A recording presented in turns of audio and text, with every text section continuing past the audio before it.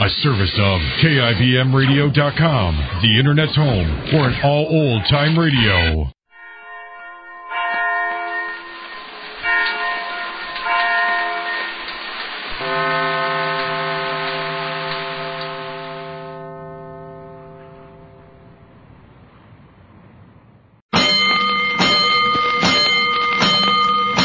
Five bells. Stand by all stations. Attention, all districts. A 5-alarm fire. 5 bells. Move in immediately. That's it. Let's go! Let's go! Firefighters!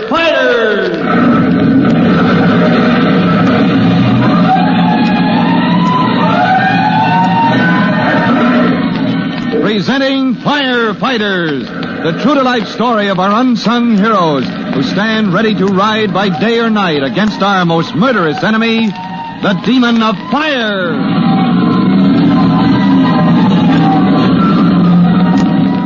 In just one moment, we'll join Chief Cody, rookie fireman Tim Collins, and the Chief's old friend Tom Culpepper, the country editor, on the banks of the Plum River, where they've just settled down for a nice evening of fishing. They've come to Plum Valley as guests of Tom Culpepper to get a good rest and forget about fires. But just as they throw out their lines, an old familiar sound breaks the stillness of the country night. Now, we'll learn more about this interruption to their vacation right after we've heard this message. Let's go, firefighters! Let's go to the shadowy banks of the Plum River, where Chief Cody, Tim, and Tom Culpepper, their country editor host in Plum Valley, are just settling down to an evening of fishing for bullheads. Fires and firefighting are farthest from their thoughts as they talk about the particular fish they're after tonight. Oh, just let me stretch my legs out on this grassy bank. Now, Mr. Bullhead, you can start biting. I'm ready. What kind of a fish is this bullhead anyway, Chief? Better ask Tom here. He's the bullhead authority. Well, it's a sort of a catfish, Tim. Black skin, doesn't have scales like other fish. Has whiskers, though, and little horns on either side of his mouth. And watch out for those horns, son. They'll sting you plenty. A fish with horns, you're kidding. Oh, no, he isn't. And if we have the kind of luck the boys and Tom been talking about, I'll be able to prove it to you before very long. That's pretty tonight. Moonlight on the meadow. Yeah, it's one of my favorite spots, this little fishing hole. Peaceful like. Nothing but the tree toads and the frogs to mar the quietness. Yeah, it is sort of nice. That's not a tree toad or a frog. It sure isn't. That's a town fire bell. A fire, huh? Well, gee, shall we go? Shall we go to it? Everybody in this town goes. And tonight especially. I wouldn't miss this for the world. Here's a chance for you folks to see that crack fire department I've been telling you about. Come on. The fishing can wait. Forgetting the quiet pleasures of fishing, the three men lose no time getting back to town. And who should be leading the way but Chief Cody? For although he wouldn't admit it, the sound of that old fire bell once again has stirred his blood. And even though he's on vacation, he's looking eagerly ahead at the excitement of a small town fire. Well, as they dog-trot down the main street toward the fire hall, Tom. Yeah. See, some of the boys are gathered by the hall. Wonder where the fire is. This rolling to a fire on foot is a little new to me. Yeah, well. Usually I ride, and in style. Don't you have any central bureau that takes reports of fires, Tom? No. To report a fire, you just call the telephone operator, Amelia Struble, and she routes out the volunteers. Well, who rings the bell if you don't have anyone stationed at the hall? The first one that gets there. The first one there gets to drive the truck. Oh, blazing blisters, what a way to run a fire department. Well, that's what I've been trying to tell the town, but... see, they're having trouble getting the darn truck started. Oh, yeah, it's old Handy Hanks. Oh, who's he? Oh, just an old fellow around town. Lives for the moment he can climb into the fire truck and go tooting down the street. Can't drive for sour apples either. Sure can if he doesn't get the thing started. What's the matter, Handy? The battery dead again? Now you leave me be, Tom. I'll get started. The blasted old thing. Where's the fire? Any idea? What? What are you yelling about? The fire. Oh, that. Up the street, according to Millie. Oh, come on there, you blamed old thing. Always acts up when I get the chance to try. Here, you better let me try her, Handy. We'll be all night getting to the fire. No. Now, you leave me be, Tom Culpepper. I got here first, and blame it, I'm going to drive it. Here, let me take a look, Mr. Hanks. Hey, who's he? Suppose he wants to drive it too, huh? This is Fire Chief Bob Cody from the city, and I think he might be of some help. Huh. City fireman, eh? Yeah. Well, he can try starting her, but I'm warning you, I'm going to drive. This the ignition? Yeah. Looks to me like you didn't have it turned on. What? Here. Now try it. Well, I'll be darned. You know, I could have sworn I had it turned on. Okay, come on, let's All right, pile on, men. Hang on tight. Yours, fellow. Randy Hanks is at the wheel. We travel like the wind. Hang on. Look out for the side of the door there. Oh, there it goes. Gangway, everybody. Yippee! After a short but wild ride with Handy Hanks at the wheel of the little fire truck, they come to a careening stop in front of the Hancock Building, the block of stores comprising the main business center of Plum. Uh-oh, it's the Hancock block. Well, hey, isn't this the same building you were showing us this afternoon? It sure is, and here's the fire in this store about midway in the block. No firewalls in the entire building. Tom, your volunteers better get busy, or they're going to have a real piece of trouble on their hands. You're telling me, if that blaze gets started up in the space of other stores, she'll spread quicker than you can say Jack Robinson. Come on, boys, let's get to work. Don't you worry, Tom Culpepper. You've been hollering about how us boys don't know how to put out a fire. Well, we'll show you. Where's that hose wrench? Anybody? A wrench? I ain't seen no wrench. Well, what'd you do with it last time you used it? I used it. Well, you was the one who used it at the Tolliver fire. Oh. Remember seeing you with it? Oh, you're crazy, Handy. You probably carried it off home. Oh, is that so? Now I'm a thief, huh? And who you calling crazy? Come on. Put up them dukes and fight like a man. He can't come. Quit your wrangling. He said I was... There's a building on fire. Let's get organized before the whole block goes. Well, I got the hose, but the threads on the connection seem jammed. It don't fit now. All right, boys. I'll put the ladder up. Get out of the way, everybody. Old Handy will put out your fire. Careful there, Handy. That's pretty heavy for you. What do you mean, heavy? Why, look out! Oh, there goes the plate glass window. Oh, what a fiasco. You see what I mean about the Plum Valley Fire Department, Chief? I certainly do. Nobody knows what they're supposed to do or how to do it. Well, can't we pitch in, Chief? Somebody's got to save this building. We certainly can, Tim. Grab a hand extinguisher, son. You too, Tom. All right. We're going in there before it's too late. Ignoring the confusion and disorganization of the volunteer department, Tim, Tom, and the chief shoulder extinguishers and make their way into the burning building. The fire on the second floor is well underway, and by the time they fight their way up to it, what Tom and the chief have feared most has happened. She's gotten up to the ceiling, Tom. Just what I was afraid of.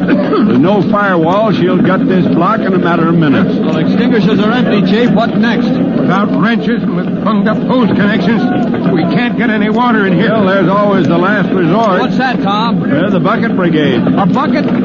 Oh, it'd be useless, wouldn't it, Chief? Well, it's a pretty sorry way to fight a fire in this day and age. But if that's the only way left, let's organize a bucket brigade. Come on. What with firefighting equipment Plum Valley has useless because of inefficiency and poor training, the three men turned to one of the oldest weapons against the demon of fire, the bucket brigade. But although they worked feverishly through the night, the fire sweeps unchecked through the entire building, leaving but an empty shell. Hours later, we join the chief, Tom, and Tim at the record. Well, the only thing we can say, Tom, is it looks like we did stop the fire short of your printing shop. Yeah. Though for a while the Plum Valley Courier was going too. Oh, but what a tragedy. The whole block wiped out. If we'd only had just one engine company from home. Yes, but we didn't. Nor none of the training of a big fire department, Tom. What happened tonight should be the greatest argument in the world for the firefighting reforms you want to work in this town. Well, as far as I'm concerned, I'll never rest until Plum Valley has full-time paid personnel and the right kind of equipment. But, come on, it's almost morning and we're all dog-tired. Let's go home. Tired and discouraged by the night's experience, the three men walk slowly to the Culpepper home. They've had a cup of coffee and are resting on the back steps talking. Sorry to spoil you folks' fishing trip with a fire. I can assure you I didn't plan it this way. Oh, that's all right. Time enough for fishing. Yeah, and I still don't believe any fish has horns. You see. You just wait till... Oh, what in blazes. Sounds like the fire bell again. Oh, it can't Yeah, be. but it is. And tired though we are, we better get down and see where it is fast. Well, it seems strange that the small town of Plum Valley should have 2 fires within the space of a few hours. What is behind this second alarm that sends Tim, Tom, and the chief hurrying back to the main part of town? To learn the answer to that, be sure to listen to the next thrilling true-to-life episode of The Firefighters. In just a moment, Chief Bob Cody will tell you, boys and girls, how you can help the firefighters in your own town. But first, here is a message you ought to hear. Now, Chief Bob Cody with a special notice for the Firefighters Brigade. Chief Cody. Hello, boys and girls. You've heard me talk a lot about fire being an enemy. A force that, if not controlled, can destroy life and property. Well, that's all true. But notice I said, if not controlled. Uncontrolled fire is a menace. But controlled fire is a friend of mankind. Your friend and servant and mine. Fire warms us, cooks our meals, heats our water. And within the controlled limits of the fireplace in your living room is a warm and cheery companion. A bright and glowing center of life and fellowship that has warmed the hearts of men for centuries. So fire can be a friend as well as an enemy. Just remember that. Well, that's all for now. Till I drop in next time, so long. Fire Chief Cody and the young rookie fireman Tim Collins will be back on the same station the next time you hear... That's it. Let's go! Let's go! Firefighters! Get this and get it straight. Crime is a sucker's road, and those who travel it wind up in the gutter, the prison, or the grave. The trail started in Montana with a bum with 2 names rushing away from his lady love, and led fast into L.A., past a southerner from Canada, a worried wool dealer, and a chorus girl with a .45. When it finally stopped at murder in the park, the tramp was still in a hurry. From the pen of Raymond Chandler, outstanding author of crime fiction, comes his most famous character in The Adventures of Philip Marlowe.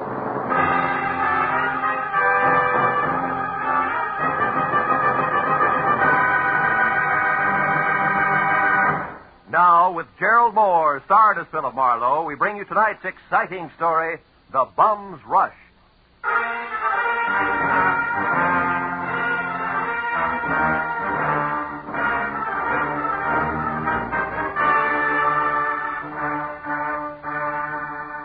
You know, there comes a time in everyone's life when a relative wants a favor. But this was a particularly nice relative. In fact, a great old gal. She'd written my name and address in the center, and her name, Jessie Gabbins, Eagles Rock, Montana, in the upper left corner of the envelope. The stamp totaled the way I mailed special, and the letter inside started off like one of those, I was wrong, you've got to find him for me, you've got to type. But it didn't wind up that way.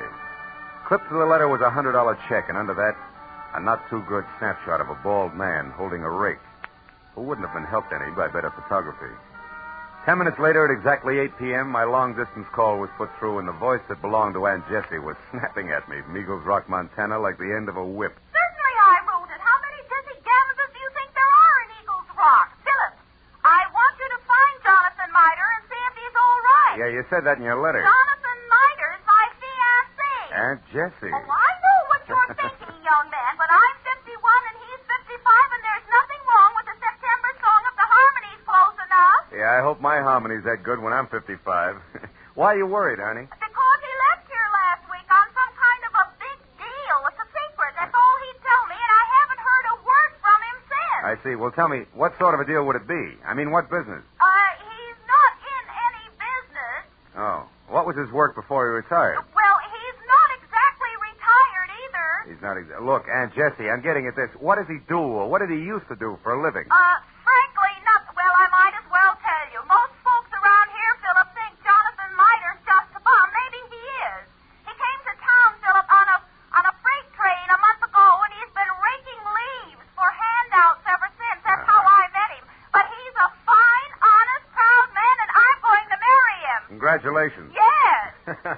Look, you didn't happen to give that fine, honest, proud man a wad of money to finance this big deal of his, did you? Oh, no. Well, then don't. Because I'll be frank.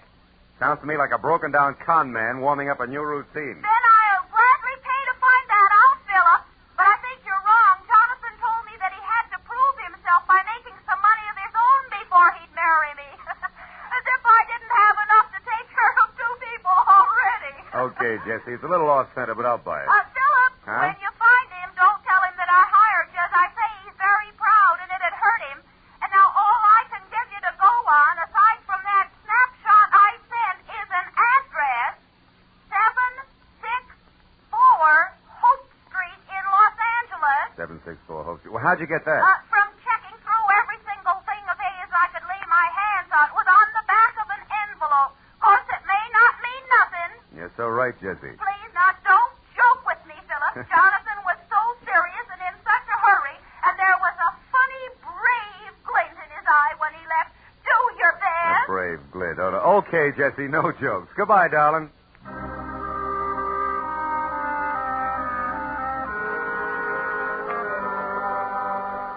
I felt a little sorry for my Aunt Jessie Gabbins because the concept of a knight of the road rushing off on a secret quest to prove himself worthy of marriage held up like a celluloid shovel.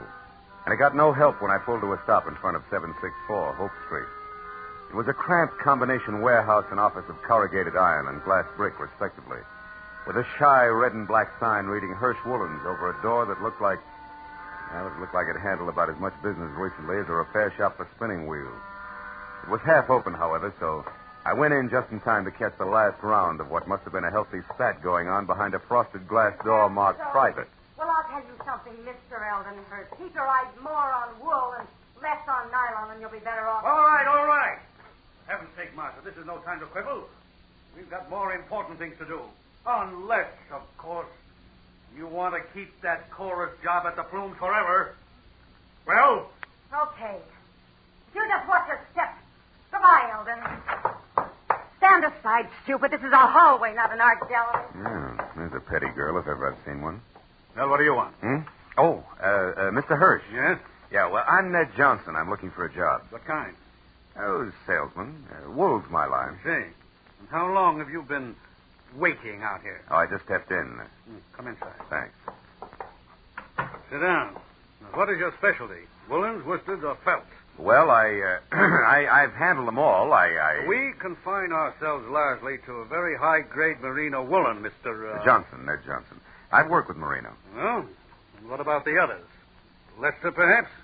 Lincoln? Oh, sure. Lester, Lincoln. Certainly, I find it all a fascinating business. So do I. A very romantic background. Yeah. By the way, what do you think of Lanatal as against merino? Lanatal? Well, not good. No, you see, I've watched the Lanatals from the range right through shearing and on up to weaving. It just doesn't compare with... what's the matter? What are you really after? I slipped, huh? You fell on your face.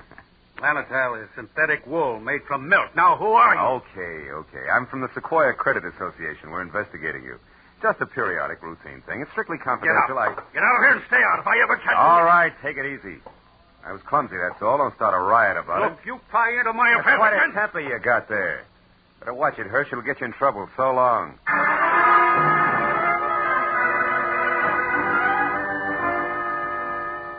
I hadn't exactly been wool gathering with Hirsch and Company, but I hadn't exactly made strides on the connection between a bum in a hurry and 764 Hope Street either. However, I couldn't help wondering what Hirsch had meant when I'd overheard him speak to the girl in the office about more important things to do. So when he slammed the door on my shoulder blades, I went around to the alley for a peek in his warehouse. But I skipped that when a man stepped into view wearing the identical face I had in my pocket on a snapshot. It was Jonathan Mitre. He'd swapped the rig for a silver-tipped cane and patches for 14-karat class and spats to a Hamburg, which might well have covered a bald head. But it was the same man, no doubt about it. So I decided to play this one strictly three cushions with reverse English. Hey! Huh? Hey there, you! Oh, were you addressing me, sir? Yeah. Don't I know you? Oh, sure I do. Points east, huh? You're mistaken, my man. I haven't been east in 30 years. Oh, come on, friend. I'd know you anyway. You're good old Jonathan Mitre. Sir, I am Ross J. Crowley of Canada, and I have never had the dubious pleasure of your acquaintanceship until this very moment. Ross J. Crowley of Canada, huh? Mm-hmm. Okay, Mida, that's the way you want it. What are you doing around the wool business? Setting it up for a fleecing or just pulling it over somebody's eyes? My good man, you've obviously confused me with someone else. Now, pack off, like a nice fella. I'm in a hurry. Now, wait a minute, Pop, wait a minute. Let's get this straight first. Your name's not Crowley. Why are you using it? By Godfrey, sir, you're trying my patience. Stand aside. Come on, let's have it. Oh, very well, if you insist. Here it is. Look out. Hey, come back here, you old goat. Why don't you look out? Why, you awkward roughneck. Why don't you look where you go? I was, but I couldn't get around all three of you. Three? What do you mean? You and your 2 big feet. If you can't keep those gunboats out of people's way by yourself, hire a pilot. Oh, by now my boy's so far ahead I couldn't catch him if he stopped for lunch. Thanks to you. Goodbye. What as far as the corner anyway, but I'd been right the first time. Jonathan Mida, alias Ross J. Crowley of Canada, was long gone, and I had no idea where. This left me with one slim, lovely lead, a lady named Marcia. If I'd eavesdropped correctly, she would shortly be making with the legs in the chorus of the Plum Theater restaurant. It was 7:30 when I entered the platinum-plated tourist trap on Hollywood Boulevard that featured small portions of bad food under glass and large helpings of good skin under lights. It cost me $10 and a fast ad-lib backstage, but it would have been worse out front, so when the chorus high kicked its way out into the wings, I nailed Marcia as she went by. She narrowed a half a pound of mascara at me and let a footlight smile drop, which left very little else. Yeah, my name's Marcia. What do you want? Make it snappy. I gotta change. Change what? Your hairdo? This won't take a minute, baby. All I want to know is where Jonathan Mida can be found. How should I know? I never heard of him. You're stalling on your own time, baby. I got all night. Nuts to you, Jack. Blow. Come back here. This is important. Now, listen, you. I don't know anybody called Jonathan, what's his name. And put one more fingerprint on my arm and you'll get bounced out of here on your head. You know, there's just a chance you could be on the level. Look, the guy wants about 55 and spats with a Hamburg over what is no doubt a bald dome. Carries a black cane with a silver tip and for some reason answers to the name of Crowley. Crowley? Yeah, that's it, Ross J. Getting warmer, huh, kid? And don't bother telling me you never heard of him. So I've heard of him. So what? He's a good pal of mine. Met him a couple of nights ago. He's quite a sport. I'll bet he is. Where can I find him? What do you want him for? I want to talk to him, that's all. Where's he live? Up a tree. Like I said, Buster Blow. And like I said, baby, this is important. So important, I'll have a lopsided line in the next number if you don't talk, because you won't be there. You'll be on your way to the pokey. Now, where does he live? I don't know. He's from Canada. You can come closer than that, sweetheart. Give. All right. He tells me he takes a walk in the park every night. He raves about the gladiolas. Like they grow in Coldwater Canyon Park, maybe? Maybe. Thanks. You're a good kid. Keep your powder dry, baby. I'll see you.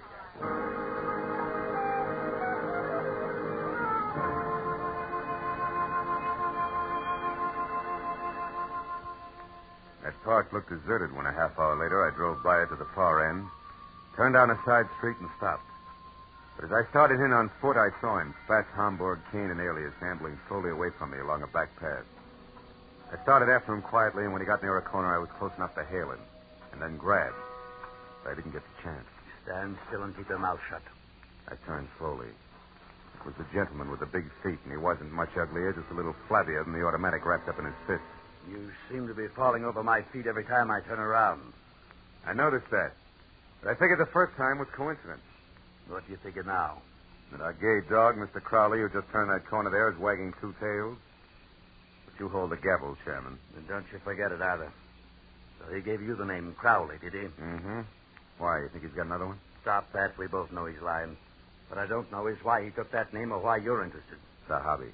I collect old geezers with more than one name. You're going to handle hard, huh? You won't tell me? Well, I don't know your angle either. We might work out a trade, huh? No. I'm not wasting any more time either. You're not going to get away from me again. And that means you'd better stay right here. Oh!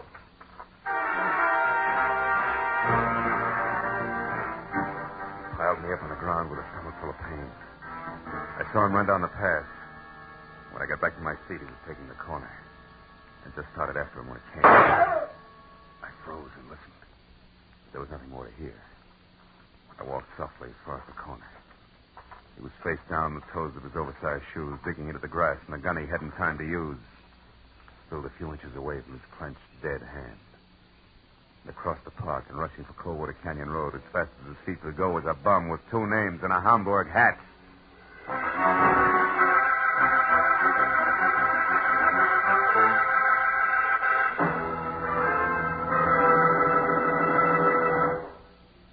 in just a moment the second act of Philip Marlowe. But first, 30 minutes packed full of talent, music, and fun. That's the Horace Heidt Original Youth Opportunity Show, coming your way every Sunday evening on CBS. Yes, this fall you'll hear them all on CBS. A galaxy of stars. And one of the brightest is genial Horace Heidt, who keeps the fun rolling with one hand and with the other pushes open the door to opportunity. Gives a talented youngster his big break toward fame and fortune in show business. Remember, Sunday night, it's Horace Heidt and his Original Youth Opportunity Program. Listen every Sunday, starting this Sunday, over most of these same CBS stations. Tune in this fall for the shows that you love best of all. Listen carefully. Here's the address. It's CBS. Now, with our star, Gerald Moore, we return to the second act of Philip Marlowe and tonight's story, The Bum's Rush.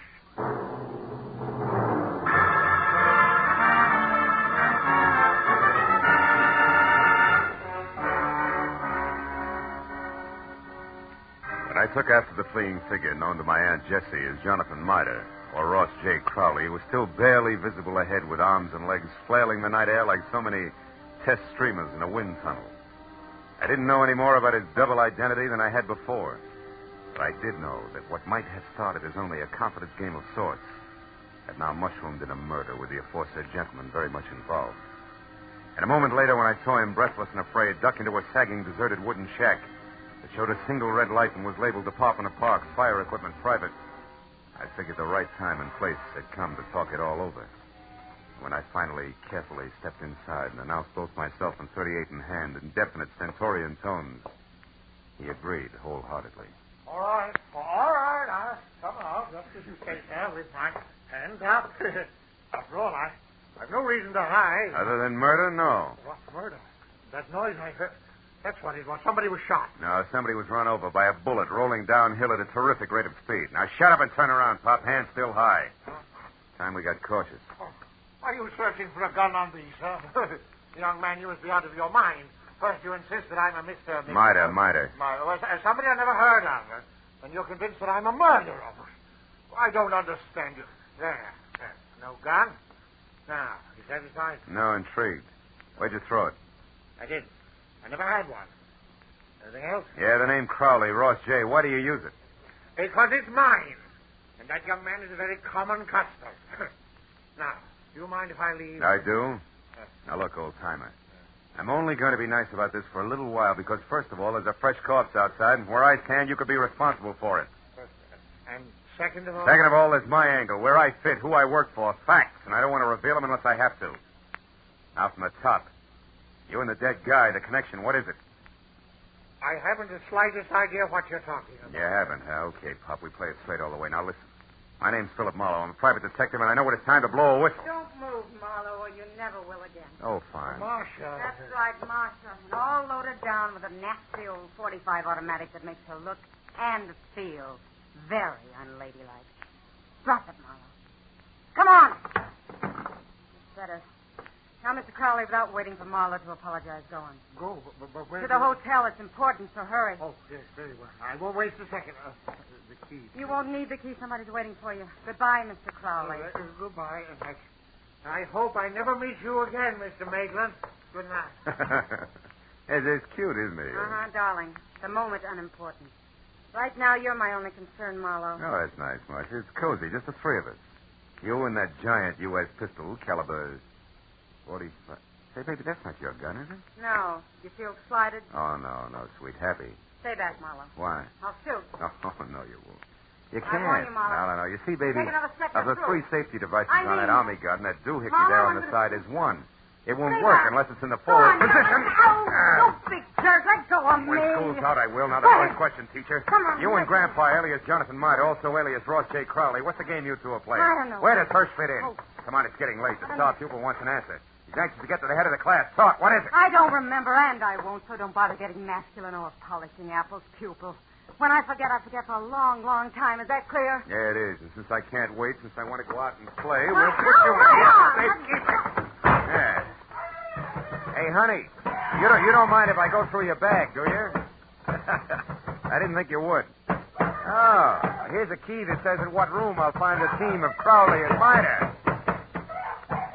Oh, my, such a temper.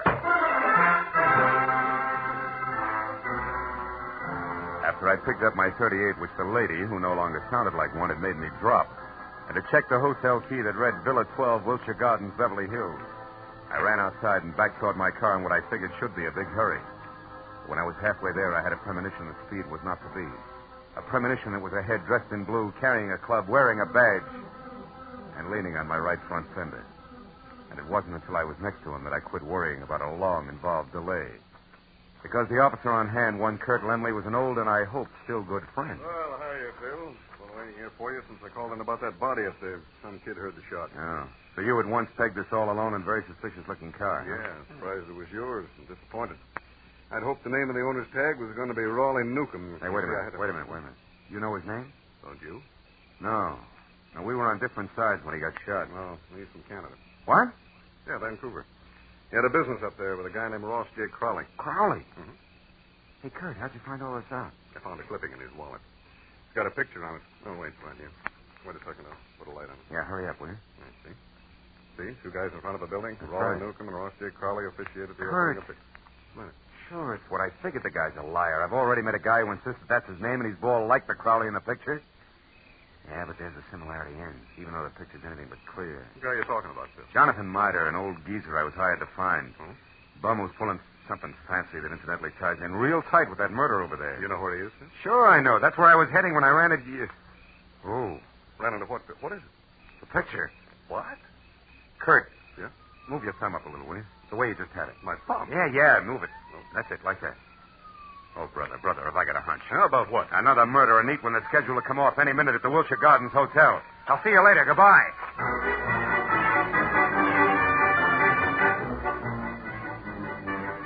At best, it was 10 screeching stop-and-go minutes from Coldwater Canyon Park across Beverly Hills to the Wilshire Gardens Hotel on the boulevard of the same name. And all the way, I kept hoping, over time, that one of two things was so. Either my hunch was wrong and nobody else was going to get hurt for a while, or it was right and I was still on time. But when I was there, parked and running toward the Villa number 10, which was a silent stucco square, choking to death under ivy, and showing only a single light in the living room, I was almost sure that it was going to play still another way. Me right and too late to do any good. When I tried the door and found it open, and inside saw at once the letter propped up against a lamp on an end table that I'd been afraid I'd find, there was no longer any doubt. And even as I crossed the room, I knew that I was going to read a suicide note addressed to the police, telling them that the undersigned Ross J. Crowley had taken his own life, as well as that of the partner he'd been stealing from, Raleigh Newcomb, who had currently been pursuing him. What I didn't know until I reached for the letter to make sure that I'd figured right was the last line, just before the signature. It read, also, rather than face the humility of being dragged through the courts for killing Newcomb, they have taken the life of a man who would have caught me. A private detective named Philip Marlowe. You did well, Marlowe. What? Especially when it's your own obituary. No, don't move. Well, Mr. Hirsch, huh? Or do I call you Crowley now? Doesn't matter, Marlowe. Suit yourself. What does matter is that you're not quite the boy genius you think you are. Meaning what? Meaning Marcia. You talked to her at the Plumes, then she talked to me. Between the two of us, we've maneuvered you around just like we wanted to. So we could include you in our plan. In other words, Marlowe, when Marcia sent Mida here from the park, we knew you'd follow. Marcia's reliable. Yeah, all year round, I'll bet. Okay, Crowley, so the one with two heads isn't Jonathan Mida, it's you. You is Eldon Hirsch here in L.A. Is Ross J. Crowley, Newcomb's partner up in Canada. A crooked partner, Crowley, who, when he knew he was going to be caught, decided to kill himself, but with another guy's body. Jonathan Mida, so it wouldn't hurt. Exactly. Also, Marlowe, nobody will bother to look past what will pass as Crowley's body, or the murderer of Newcomb, who I didn't expect on the scene. I think you'll admit it's all accounted for in that letter there in Crowley's, my handwriting. Bravo, you skipped nothing. Now, what about me? Yes, you. You must go before Jonathan Mida, you know. Otherwise, the coroner might find something wrong with the sequence of death. So it's you first, then Mida. Who no doubt is unconscious in the bedroom right now? Oh, Mr. Marlowe, who no doubt is standing right here listening carefully. Mida, you crazy fool. Stay where you are. No, Mr. Crowley, I won't. That way I die. This way, at least I have a chance. Yo, Crowley! Marty, you all right? Yeah, I think so. Just wing. Oh, you got him, didn't you, Mr. Marlowe? Yeah, No. No, Jonathan, you got him. That rush did it, you big... Bum, Mr. Marlowe? Yeah, bum.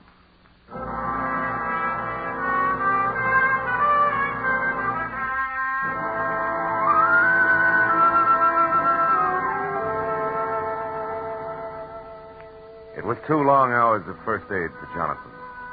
Arrest on the charge of murder for both Crowley and the accomplice before and after the fact, Martha. And questions and answers in triplicate for the police before Martha and I were finally alone and back in my office waiting for a call we put through to, of course, Eagles Rock, Montana. But even then, the gentleman vagabond couldn't quite get over things. Then, in other words, Mr. Marlowe, this Crowley, who introduced himself to me as Hideous, had his fiendish plan already formulated. And on one of his trips down from Canada, saw me when his train stopped at Eagles Rock. I was raking leaves around the depot. And he saw me, and he hired me on the spot because he needed someone to fit the part of his corpse. That's it. And you'll admit you were well qualified for the job, alone in the world. Except for Jesse, Which you didn't happen to mention. And the fact that you were bald. That's too true. Don't be sensitive. You see, Crowley or Hirsch was also bald. What? All that hair of his a wig? That's right. Toupee, every bit of it. And incidentally, you see, the reason I caught on to things, Johnny, a policeman found a newspaper picture of Newcomb and Crowley in Newcomb's wallet. Which told you that I couldn't be Crowley. That's right. It also told me more. When the policeman accidentally put his thumb over the bald part of Crowley's head, it gave me a different picture.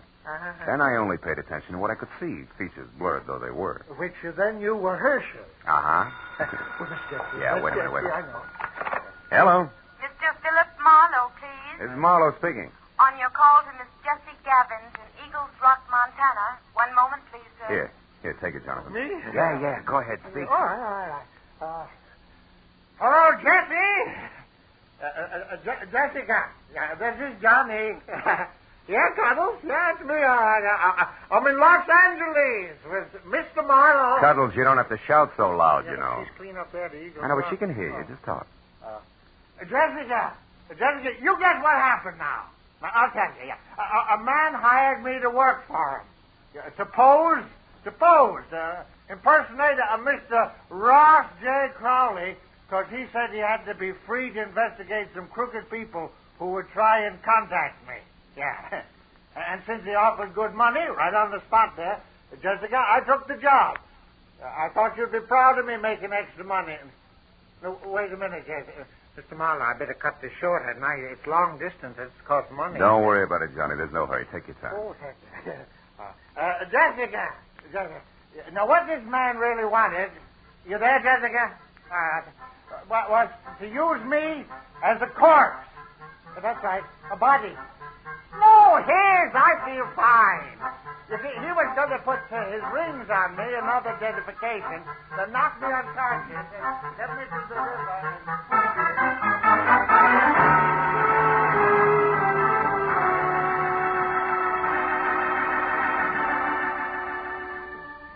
By the time I got Jonathan Mida down to Union Station and aboard a northbound train with specific instructions to stay away from strangers, and got back to my own apartment on Franklin, it was better than 3 o'clock in the morning. Oh, and I was tired. I emptied out my pockets and started to undress. But I forgot about that when my eyes fell on the picture that Jessie Gavins had sent me in her original letter. The picture of Jonathan. Well, now Aunt Jessie was going to be happy. But I wondered for how long. Somehow the portrait of the man with the hole with the solid look of the ages didn't fit the spare frame of Jessie's night of the road. A lonesome train whistle would blow in the night, and Jonathan Mida would be gone.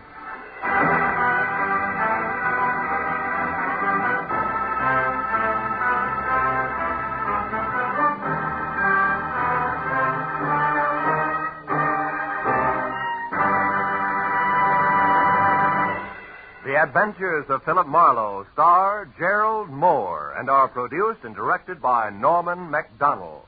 Script is by Mel Donnelly, Robert Mitchell, and Gene Levitt. Featured in the cast were Georgia Ellis, Hans Conrad, Ann Morrison, Herb Butterfield, Wilms Herbert, and Bill Boucher. The special music is composed and conducted by Richard Arant. Be sure and be with us again next week when Philip Marlowe says... The lady tourist was a school teacher out after glamour, and she got it. But only after she learned that in Hollywood, the 3 R's could be reading, done in a dark room, writing found in a dead man's pocket, and arithmetic that added up to murder, times 2.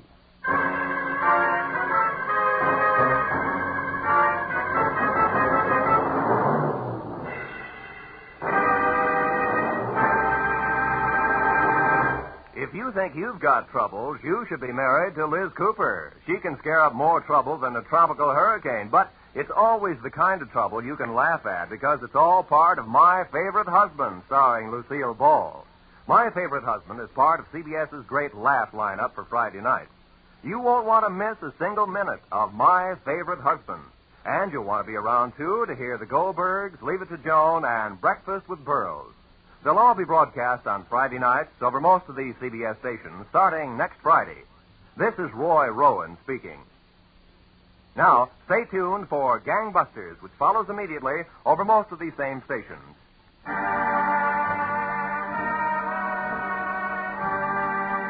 This is CBS, the Columbia Broadcasting System. Cooperation with police and federal law enforcement departments throughout the United States. The only national program that brings you authentic police case histories. Gangbusters!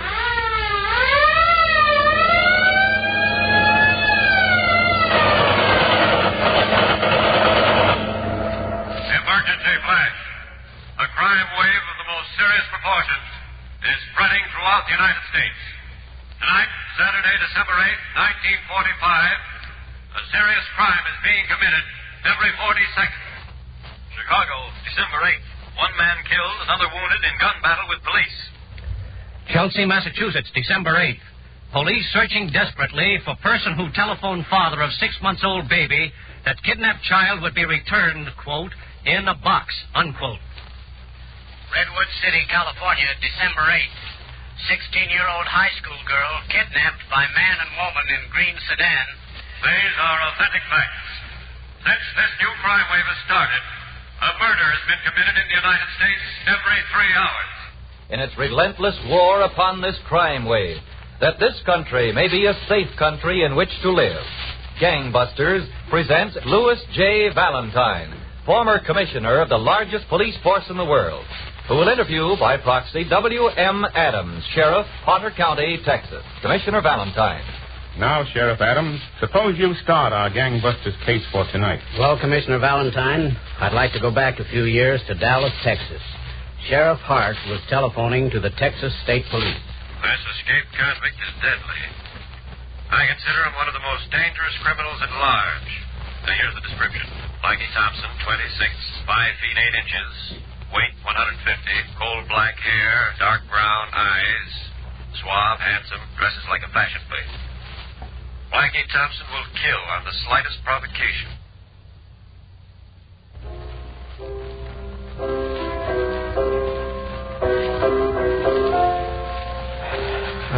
Don't play anymore, Leila. All right, Denny. That's our song. I can't stand it tonight, Leila. Do you realize ever since we were 10 years old, we planned to get married? I'm sorry, Denny. Leila, you're just infatuated. You don't know anything about him. He only came to town a month ago. But I can't help my feelings, Denny. Sure, he's handsome. He's been places. He's flashy. He's exciting, Denny. He's romance. He's everything I ever dreamed of. And I'm just the guy who's always lived across the street. You'll get over it. Never. Well, you don't even know, Leila, what he does for a living. Oh. I suppose that's him now. Is my hair all right?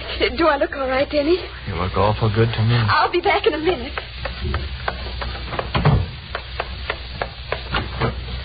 Blackie. Hi, Ken. Denny's in the living room. I've just told him. Yeah? I hated terribly to hurt him. You told your old folks you're leaving town with me? No, but I've got my bags all packed. After they're asleep, I'll leave them a note and meet you. I want to get out of this burg. I never was so excited in my life. Oh, Blackie. You do love me, don't you? Sure. Oh, Blackie, there won't be one bored minute being with you.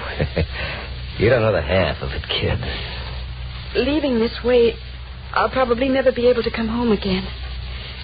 You'll always love me, won't you? You're okay, beautiful. Wait till you get a look at the outside world with me. Emergency All-State Police. First National Bank at Rush Springs, Oklahoma. Held up by 3 gunmen. Leader, coal black hair, brown eyes. Attention to state police. Gun shop at Reatook, Oklahoma. Held up by 3 gunmen. Leader, black hair, immaculately dressed, brown eyes. Machine guns, shotguns, and ammunition stolen. Leader answers description of dangerous escaped convict, Blackie Thompson.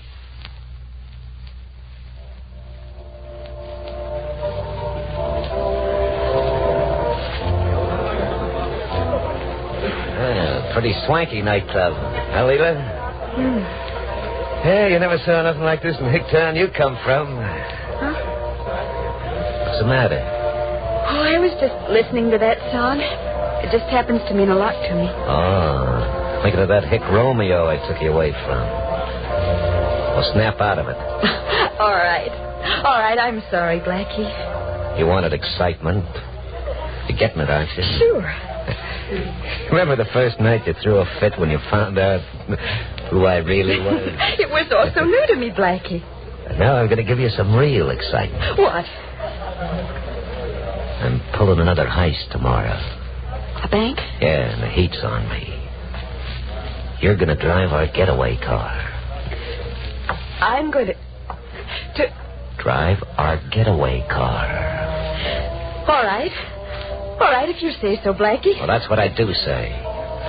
You still love me, Blackie? Oh, lay off that goo. I'm getting fed up with it.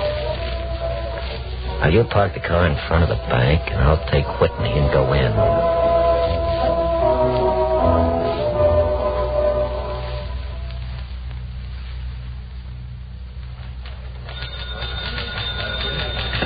Yes, sir? You the cashier? Yes, sir. There's a stick-up. Reach for the ceiling. Don't shoot. Reach for the ceiling. My arm. You didn't reach quick enough. Grab the door. Okay, pal. Shut up. You broke the cashier? Yeah, never mind him. Get the dough. I got it. Okay, then come on. And if anyone tries to stop us when we get outside, kill him.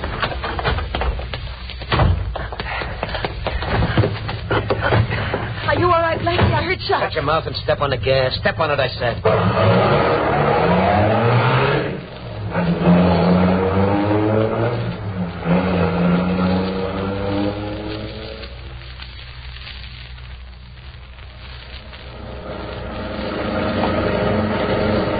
That's a pass now, Leela. All right, Blackie. Those cops sent out alarms. They spot a car hitting 60, they'll figure it's us. Keep your guns ready in the back seat there, Whitney. Don't worry, I'm ready. Oh, Blackie, I didn't realize it would be like this. You start whining now, I'll put a plug you just as quick as I would anybody else. All right, Blackie, I'm sticking with you. I always will. Hey, Blackie, you think we'll kill that cashier back in the bank? Oh, what's the difference? We got the dough. Blackie, look. Coming down that other road. A car. Full posse in it. Yeah. What'll we do? We can't turn back. Yeah, but Blackie... Oh, shut up. We've only got one chance. Now, listen, Leela. You do what I tell you. All right, Blackie, anything you say. Keep driving straight ahead as though nothing's wrong. Yes. If those cops yell to pull up, stop the car. But when you do, pull up just a few feet ahead of them. You understand? What for? Never mind. Get the guns back there ready. I'll crawl in the back seat with you, Whitney. Cops see us all right. They're waving. Whitney, hide down on the floor of the car. Now, you do what I told you, Leela, or you'll get a slug in the back of the head. Pull over, you people. Pull over. Okay, officer. Stop just ahead of them, Leela. That's right. Now, when I say so, we'll jam our guns out the back window and let them have it. Blackie, no. Keep your mouth shut. I can see through the back window. Cops are getting out now. Yeah. They're walking this way. Okay, you people. Get out of the car. Let them have it. More. Kill them all. We got most of them, Blackie. It's horrible. Shut up. Get this car going. Blackie, you killed them. You killed them. I'll kill you if you don't give this car all it's got. No cops taking Blackie Thompson. One member of that patrol posse was killed, Commissioner Valentine. 2 of the others were badly wounded, and another received slight wound. But Blackie Thompson and his gang escaped. Now back to Gangbusters and Commissioner Valentine. What happened, Sheriff Adams, after Blackie Thompson's spectacular escape from that posse? Well, Commissioner Valentine, Blackie Thompson, reckless as he was, thought it best to hide out for a while. He and Leela had a hideout just outside of Bartlesville, Oklahoma. Why, Blackie. Come in, Leela. New suit? New shoes? But what's the idea of the suitcase? Are we going somewhere? Hand me those gloves on the bureau. These? Uh-huh. Pigskin. Pretty hard and rough. Blackie, you were planning on working out on me. No, one little talk with you first. You've been getting on my nerves. I'm fed up. Blackie. And I want no scene. When I'm fed up with a dame, I'm through, and that ends it. But I can't go home. I haven't got any place to go. I haven't got anybody but you. You can't leave me. The reason I wanted to talk to you is, you think you're going to get back on me and tipping off the cops? You got another think coming. No, Blackie, you can't leave One me. word to the cops, and I'll find you and fill you full of lead. After I've given up my home and family and everything for you. These pigskin gloves are just like steel. And you have a beautiful face. I should bump you off now to make sure you don't talk, but just as a little sample. Yeah. Be a long time before that puss of yours looks human again. And if you're even tempted to say a word to the cops, just remember that little sample. Blackie!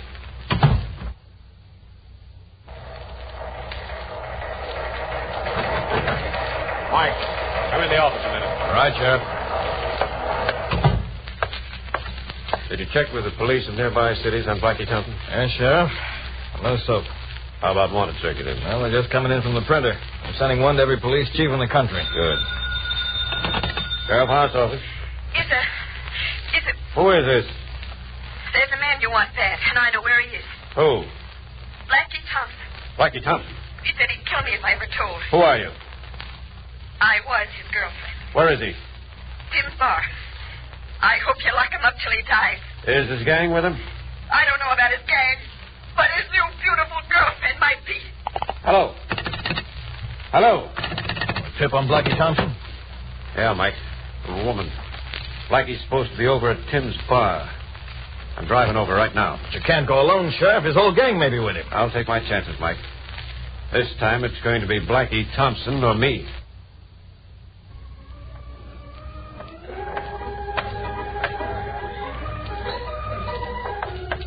Hello, Sheriff. Kind of raw out tonight. Hello, Tim.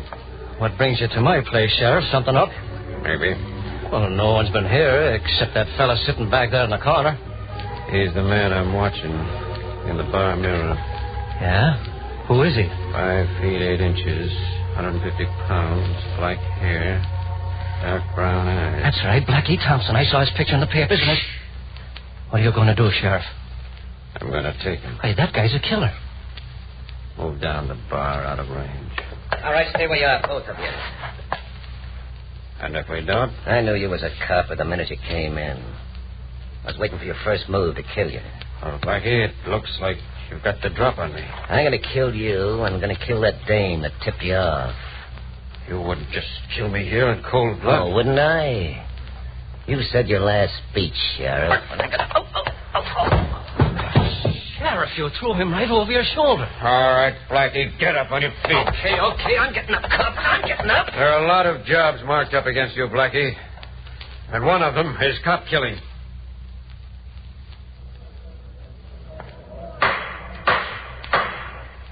Irvin Blackie Thompson, rise and face the court.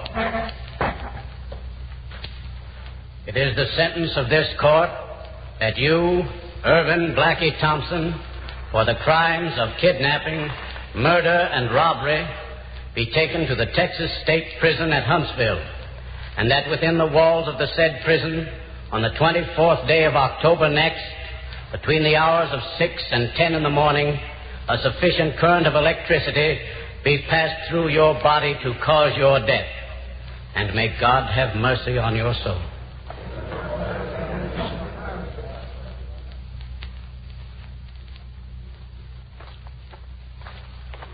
Just a minute, Whitney. You know the rules. Convicts aren't allowed near the death house here. Well, I thought maybe I thought I could see my old pal, Blackie Thompson. They're electrocuting him in a week, you know. You have to get permission from the warden. Oh. Well, then, would you? Quiet, Carter, I'll kill you. Where'd you get that gun? Open the door of the death house, quick. Surprising what a little gun smuggled in can do. Now walk inside, Screw. Nobody ever escaped from this death house yet, Whitney. Give me those keys. Blackie? Blackie, what's that in? Over here, Whitney. Hurry. Yeah. Come on, guard, run with me. Get me out of this cell. Open the door now. Come on. Okay. You know what it's like to be in the death house. Come on, open it up, Whitney. Hurry. I'm working as fast as I can, Blackie. I'll never forget this favor, Whitney.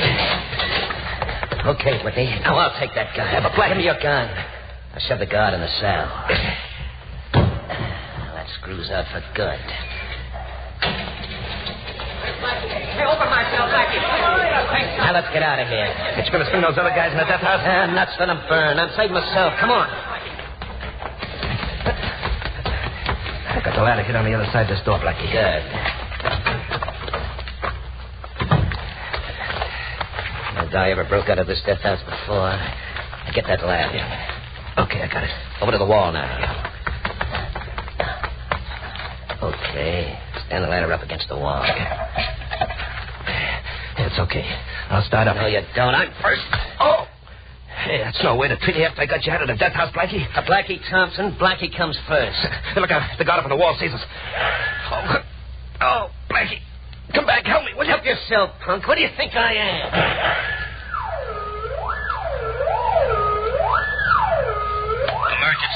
Emergency. Blackie Thompson has just escaped from the death house, while Whitney, who aided him to escape, was shot by the tower guard and killed.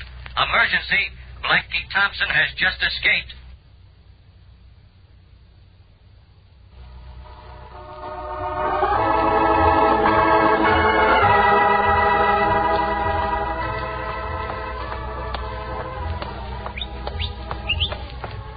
I'm right here in the shadow. Oh, darling. I couldn't see you. You really like these country club dances? No, they're boring.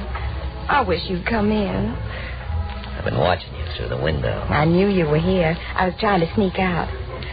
I never knew a girl could be so in love in just 1 week. Well, you're running away with me or not? But do you realize I hardly even know your name? You're in love with me, though. More than anything in the world. Well, then after you get home tonight, pack. Sneak out, and I'll have a car on the street in back of your house. You honestly love me, don't you? Would I be asking you to run away with me if I didn't? All right, I will go with you. I'll go with you to the end of the world if you want to. We won't go that far at first. I'll take you for a few weeks to Amarillo, Texas. Amarillo? Now, don't worry, kid. You won't be bored. I promise you that.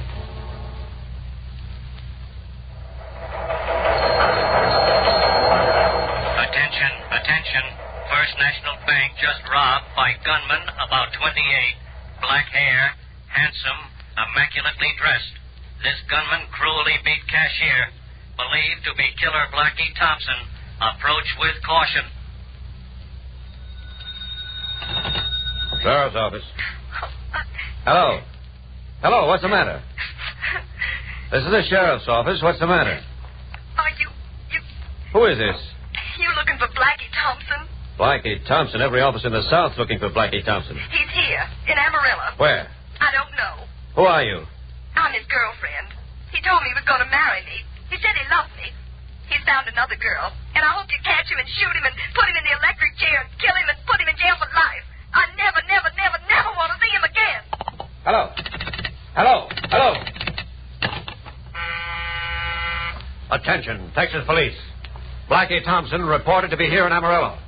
All patrol cars cover main highways. Killer Blackie Thompson reported here in Amarillo.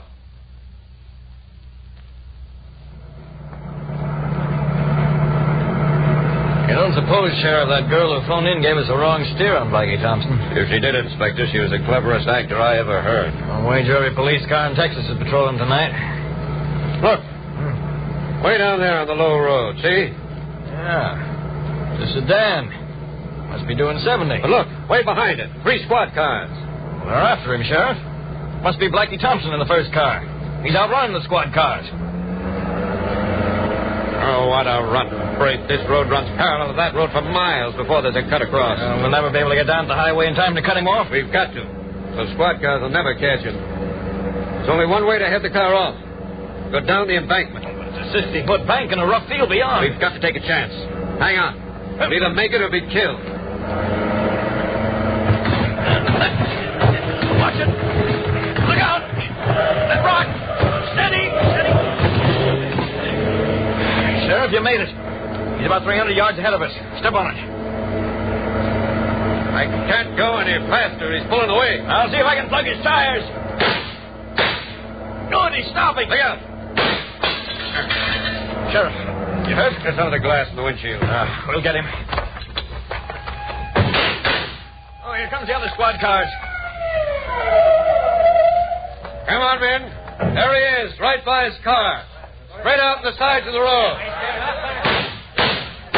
Lie low, men. Open fire.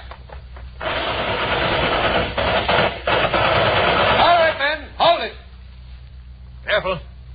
Thompson may be playing possum. I don't think so. Keep your guns on him, though. If he starts to get up out of that road, let him have it.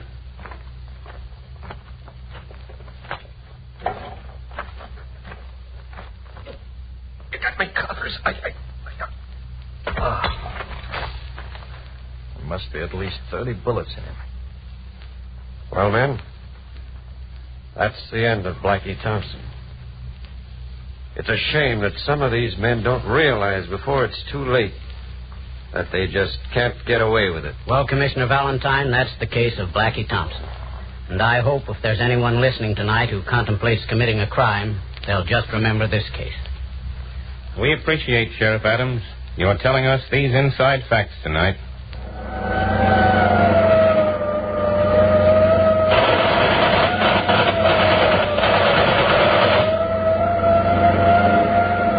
Gangbusters is a Phillips H. Lord production. Proudly we hail.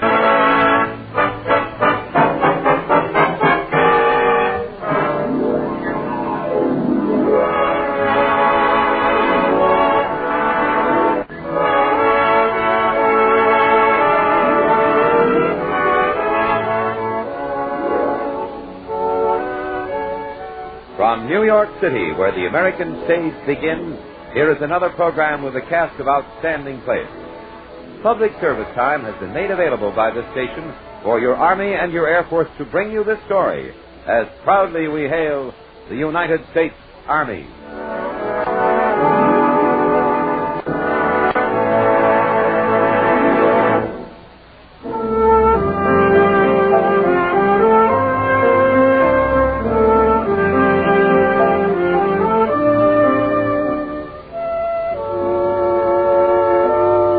Story is entitled Road of Return. This is a story of the past revisited, a memory relived. Our first act curtain will rise in just a moment, but first, young men, when you volunteer for service in the United States Army, you can rest assured that your natural skills will be considered in giving you an assignment to your liking. Today, if you're qualified, you can enlist directly for training as a specialist in Army aircraft maintenance. To be assigned a plane mechanic, and repairman. Why not indicate an Army enlistment and find out what you stand to gain? Complete it at your nearest United States Army and United States Air Force station. And now your Army and your Air Force present the proudly we hail production, Road of Return.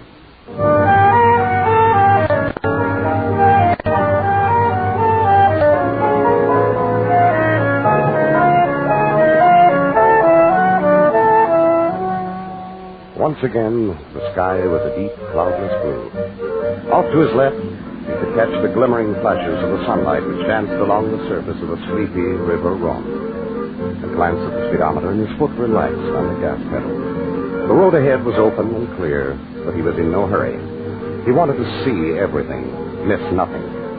It was his second trip along this road, the road that started at Marseille and stretched ever northward through the body of eastern France, through Avignon, Valence, Dijon, Nancy, Metz, the great invasion route. The road that had seen the armor and the uniform of Roman, Saracen, Goth, German, and American.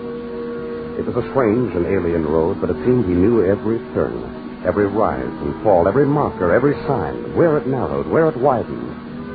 Certain things were missing, though. They had filled in the jagged holes that angry shells had torn in the surface, and no longer did burned-out tanks and trucks stand grotesquely by the side. Yes, they'd cleaned the place up since 44. He swept around the curve, and he saw the children.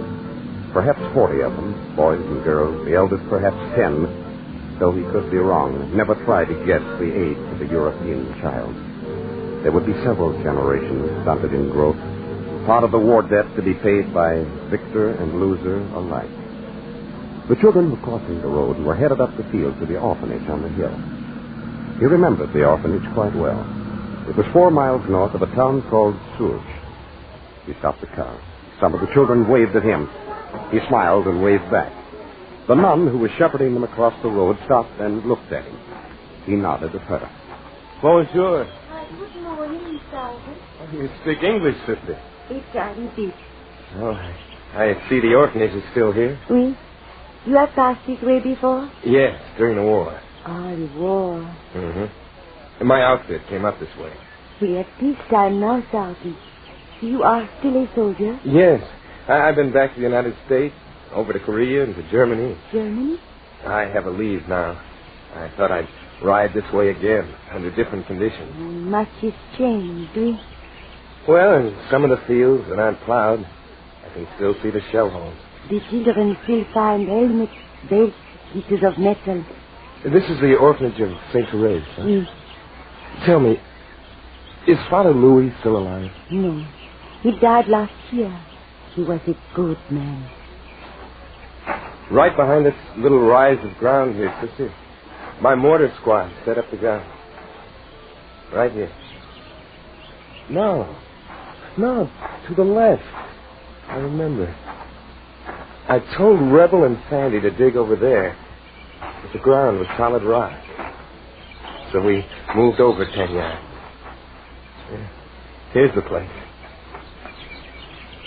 You say Father Louis died last year? Oui, Sergeant. He was a quite old man. He should have been close to 100. You knew him? You knew the old curé? I knew him. I spoke to him only once, and for only 5 minutes, but I knew him very well.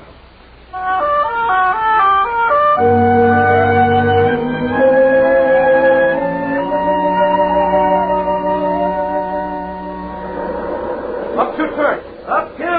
Fire. 5. How we doing, Frankie?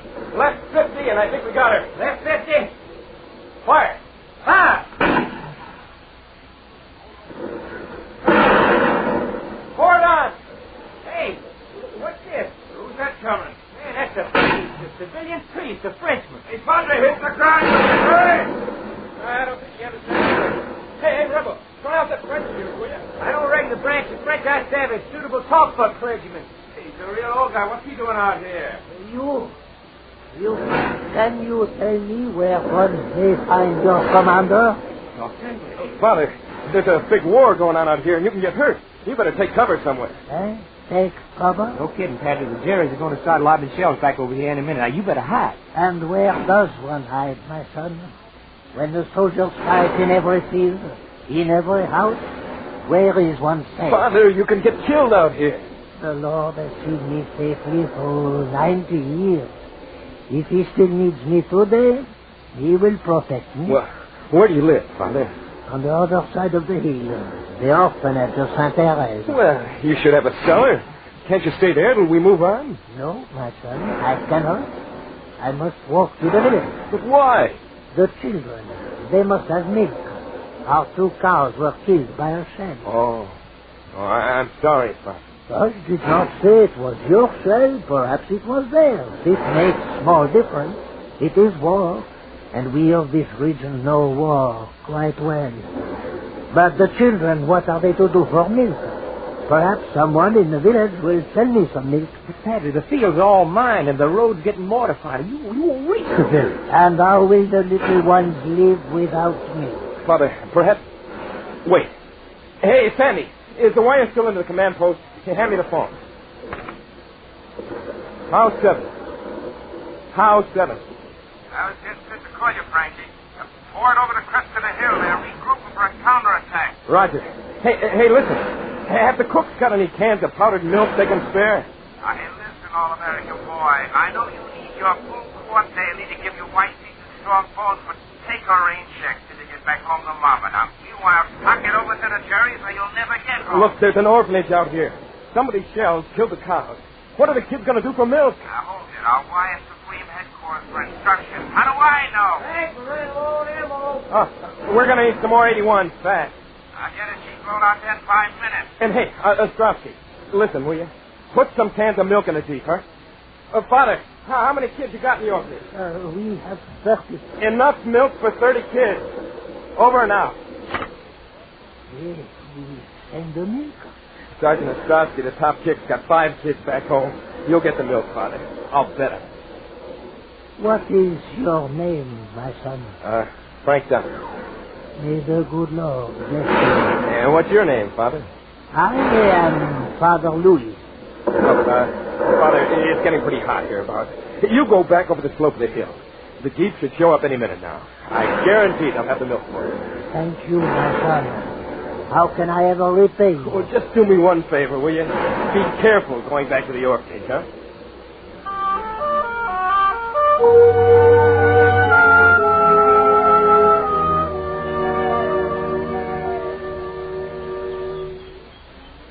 I've often wondered if the kids ever got that milk. Oh, oui, Sergeant. They did. I was with the children in the orphanage, Sergeant. They had milk for all of the week. And you remember? Oui, Sergeant. We all remember.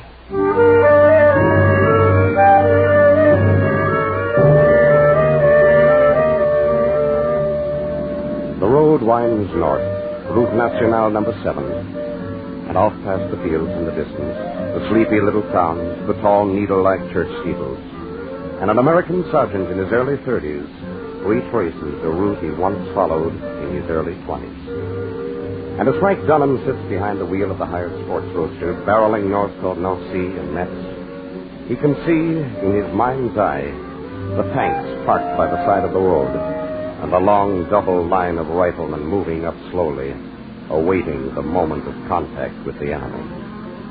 And there's a sign by the side of the road that says, Valence, 31 kilometers. It's probably the same sign the sturdy road markers made of metal last 3 years. Off to the right, there's the narrow dirt road, unmarked on the map. The road, little better than a pathway, that leads to the sleepy hamlet of Berrois, which isn't on the map either. And now Sergeant Frank Dunham knows why he is making this journey back over the road of his past. It's not curiosity, not some unnamed desire to revisit the familiar scenes, but a certain sense of urgency, a certain force that compels him in the direction of an old cafe in the town of Berrois.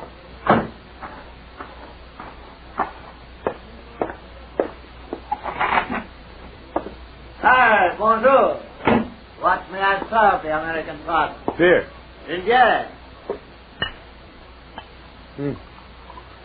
I see no one ever got around to fixing this, huh? What is that, Sergeant? This little hole here in the side of the bar. Oh, that. It was during the war. Old Philippe owned the establishment then. Some German soldiers came in here one day. One fired a shot into the wood. They wished to frighten him. Yeah, I know. You know. I should know. I should know it very well.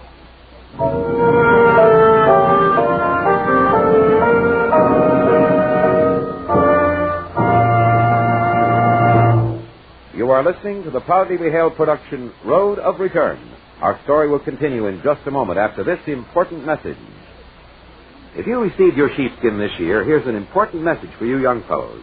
You're in luck if you've studied math, physics, electricity, or metalwork, because you can now enlist directly as an Army aviation mechanic. You'll work with blueprints, precision tools, electricity, sheet metal, and internal combustion engines. It's all for Army aircraft, too, you know. The Army uses planes and helicopters for observation and transportation. You taxi the aircraft for testing, and you go along with the pilot on check flights. Sound like a good job? Well, brother, it is. And now you can enlist directly as an Army aviation mechanic. Just go to your local U.S. Army and U.S. Air Force recruiting station for details. If you're qualified, you're in. You are listening to Proudly We Hail. And now we present the second act of Road of Return.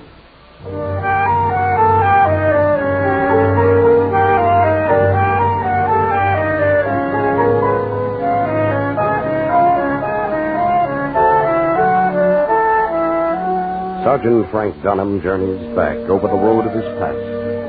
And events remembered become alive, become real, very real.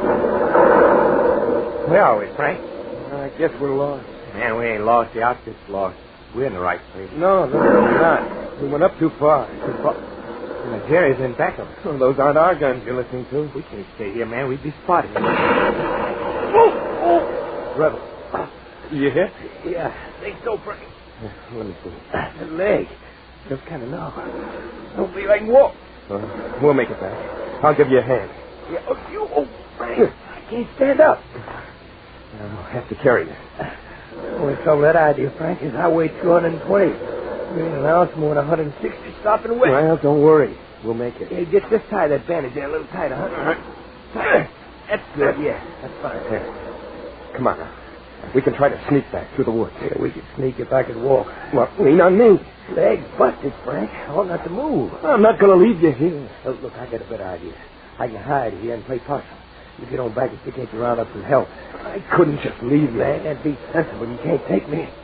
And you're sure you'll be okay till I get back? Oh, man, I'm living now. I got my canteen, my rations. It's nice and cool here. What else do I need?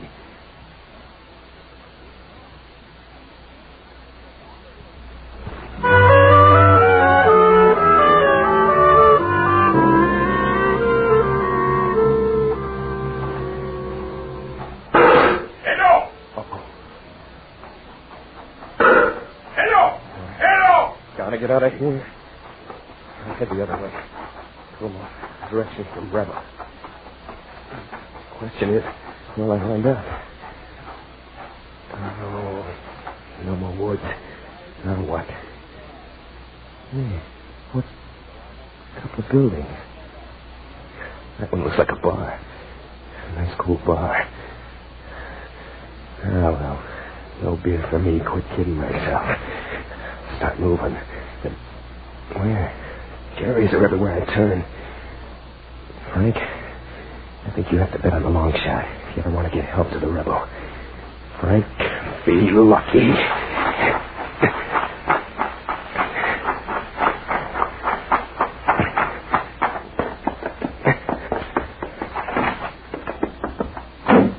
Oh, Dieu. Your American Army. Welcome to Valois. For 3 years I learned the English to say hello when the gate. All right. Well, listen. I'm the only Yank in the joint, and I'm lost. Lost? I'm trying to find my outfit. They must be on the other side of the street. That I know without you. How do I cross over? Where? An American. All alone. Philip, if the boss find him here. They ain't violent woman. Look, a buddy of mine is hurt. He's waiting for help. Where? You know where the woods begin? Near that field that's filled with rocks? Ah, very good. If he is not discovered by nightfall, René, André, and some of the boys will go to his help. Oh, good. But you must return you to the Americans first. The Boche are thick as thieves in these parts. Philip, jumping soldiers and an officer, they come out of the woods. We must hide this one. Hide where? Be silent while I think. Perhaps they will not come in here. What they do? They come through the door. Philip, if they discover we hide an American soldier, they will... Look, buddy. No point in your getting into a jam. I'll make a run for it. It's too late. We must hide you. Where? There is only one room upstairs and no place. Philip, they're almost at the door. If we hide him, we may be shot. Did I not say be silent? You Americans, come here. Just crouch down behind the bar. Come over here. But the shooter... You can suggest something else. Hurry, come around the bar. Crouch low. Can you see him, Murray? If they find him. Can you see him? Attention in this place. No one moves, I will shoot again.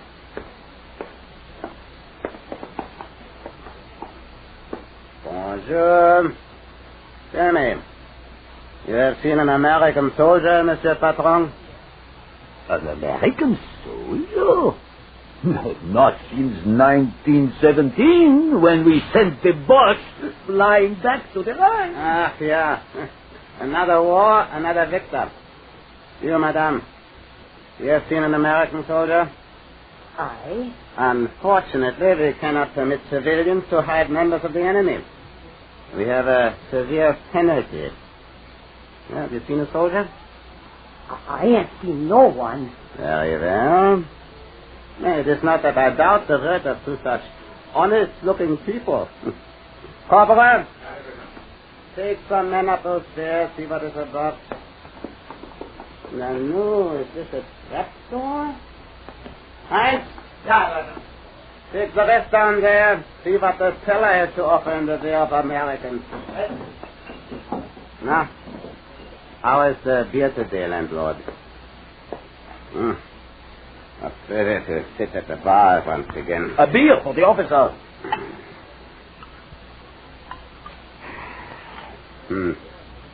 Not so good as ours, but adequate. Thank you.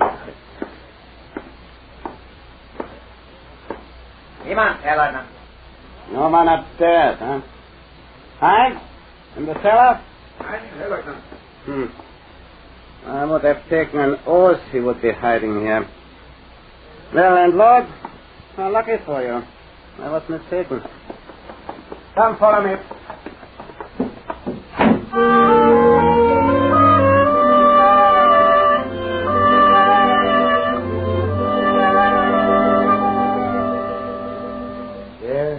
Our guys came barreling through the place in a couple hours. We got the rebel back okay. But a couple hours could have been too late for me, without a place to hide. Ah, so you are the American Philip spoke so much about. Is Philip still around? No. He sold me the establishment 5 years ago. Is he alive? Yes. Where is he now? Ah, poor Philip. Poor thing. Well, what's the matter? Well, his luck has been bad. Where can I find him?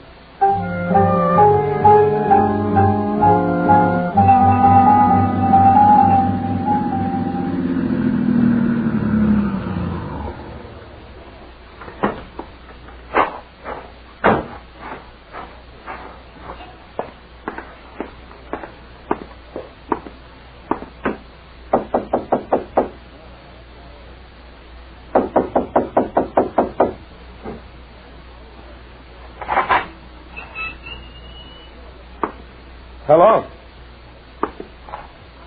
Anybody here? Hello? Who are you, mister? I'm looking for a man named Philip. I was told he lives here. Why do you want to see my Uncle Philip? What?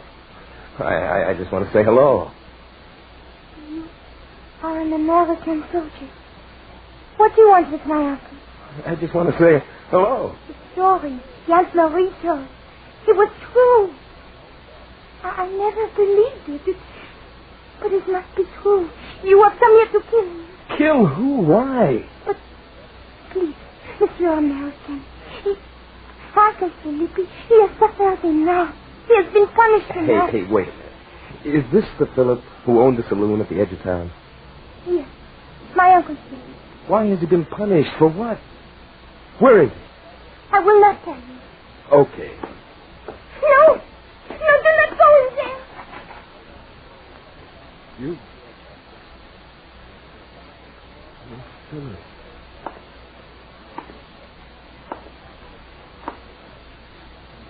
You don't remember me? Who are you? What do you want? I'm sick. What's happened to you? You couldn't have been that old back in 44. Who are you? And what do you want? You don't remember. Why should you? Just one little incident in a lifetime. Bullet holes still in the bar. I always wanted to come back to thank you. It just wasn't until this year that I had the chance. You have come back? Here? Sure. I've never forgotten you. You didn't know me. You owed me nothing. At that time, you couldn't even be sure I was on the winning side. Still, you put your life on the line just for me. You think I could ever forget it? You have come back. You have come back. Uncle, the doctor said you must not become excited. Janine, this one, the sergeant. This is the American I was supposed to have betrayed. This one. Betrayed? You saved me. You remember the woman? She was in the cafe. I even remember her name, Marie. How is she? She's dead. Pneumonia. But before she died, she killed me also. She killed you? She was Uncle Philippe's cousin. Uncle Philippe testified against her husband in a lawsuit before the war. She always hated Uncle Philippe. But you said she killed you. A few days after you hid in my cafe, she told everyone. Uncle Philip had betrayed an American soldier to the Germans. But how could she do that? You saved me. It was her word against mine, and, well, she spoke so loud, so often to so many people. But it was a lie. She couldn't prove it. No, she could not. But old friends stopped talking to me. People no longer came into my cafe. I held out as long as I could, but one day I was forced to sell my place. How could a woman do a thing like that? Ah, poor Marie. She was not right. She was not sane. I forgive her. If I'd only known, I could have come back. Yes, but I did not know who you were. I did not know your name. Well, can you get out of bed? The doctor says you must rest. Look, this man has been resting for 10 years.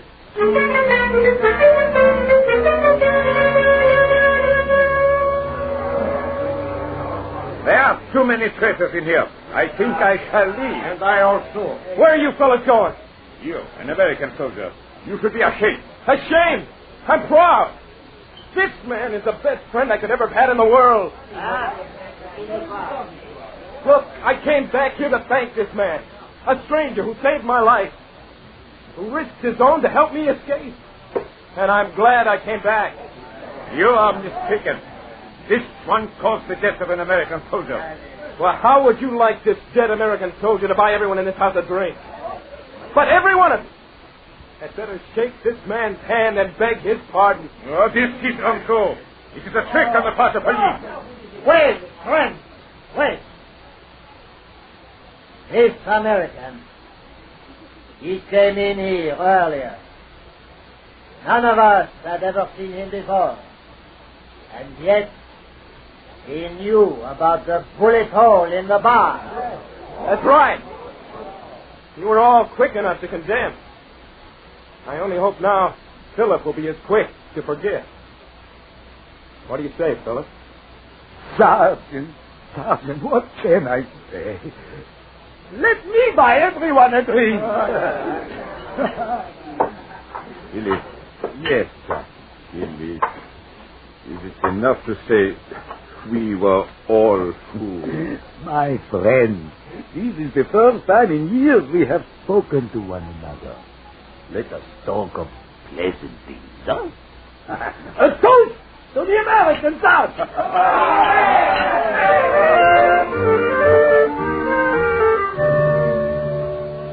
The road winds northward from Marseille through the sleepy French countryside, and the American sergeant sits behind the wheel of the rented roadster. And every signpost, every hill, every twist and turn brings back a memory. And as the car speeds north from the little town of Berrois, the mystery has ended for him. He knows now what the yearning has meant. He knows now why, for 10 years, something inside him said, travel the road again.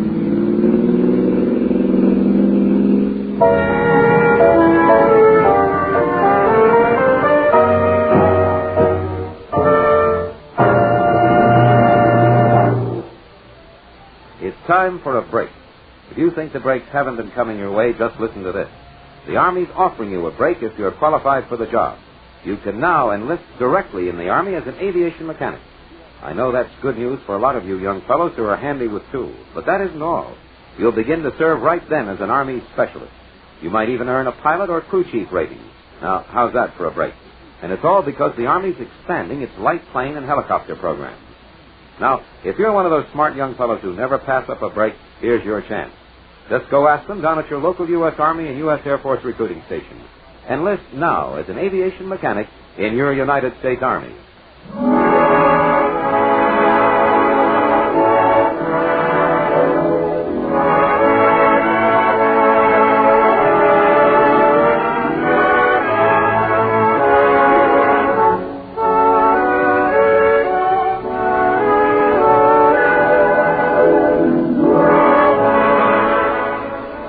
This has been another program on Proudly We Hail, presented transcribed in cooperation with this station. Proudly We Hail is produced by the Recruiting Publicity Center for the United States Army and United States Air Force Recruiting Service. This is Kenneth Banghart speaking and inviting you to tune in the same station next week for another interesting story on Proudly We Hail.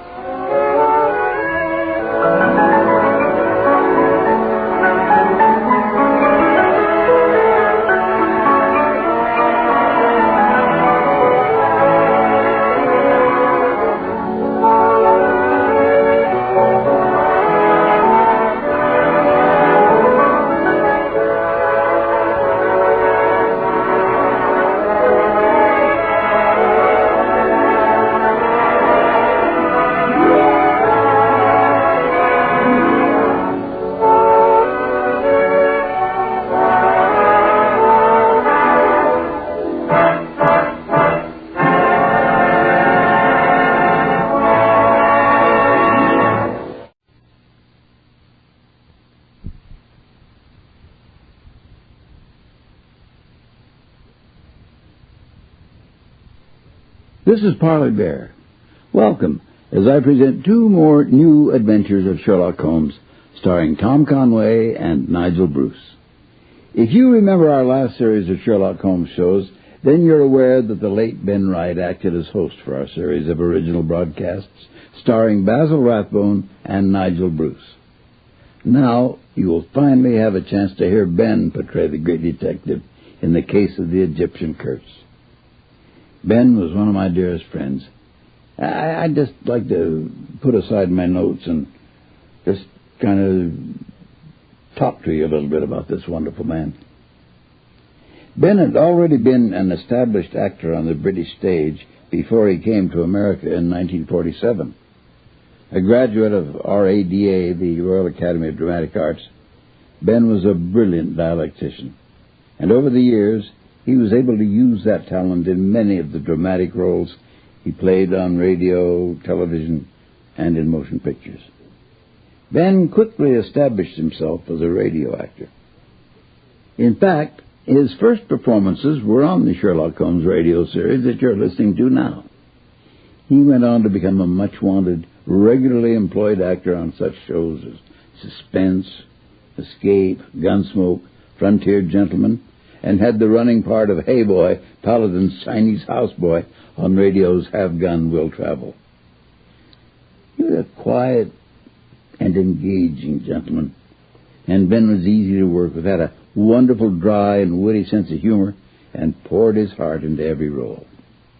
He also gave memorable performances in such films as Judgment at Nuremberg, opposite Spencer Tracy, The Wreck of the Mary Dear, as Gary Cooper's salvage ship partner, and as the evil, plain-clothed Nazi who chases the Von Trapp family across the border in The Sound of Music.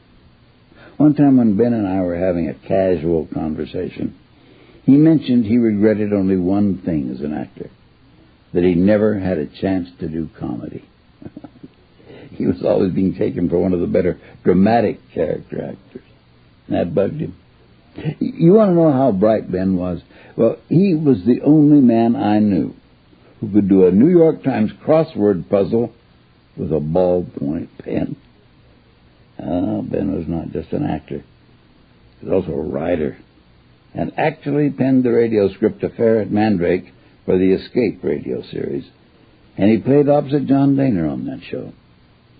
Now, as if that weren't enough, you should hear Ben's tour de force performance in Escape's Diary of a Madman. Here, Ben plays a Nazi officer trapped in the African desert with his men. In 1/2 hour, Ben takes the officer from a leader of his men to a raving madman on the brink of insanity. A slow and brilliant transition that displays all of Ben's innate abilities as an actor. Though this broadcast aired in January of 1953, there are copies of it still floating around, so try to find one and give it a listen. I tell you won't be disappointed. In 1949, I think it was, Ben portrayed Inspector Collins in Escape's adaptation of Sir Arthur Conan Doyle's The Lost Special. Ben portrayed Inspector Collins with an almost Sherlock Holmesian quality. Very interesting. I'll return later with more stories on Ben, but now let's listen to another fine actor, Tom Conway, as Sherlock Holmes in Q for Murder.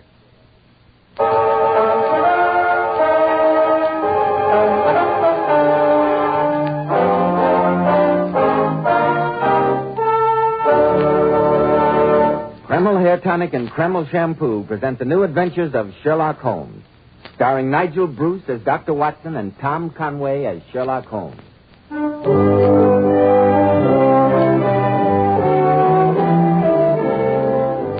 Well, once again, it's Monday night and time to keep that weekly date with our good friend and host, Dr. Watson.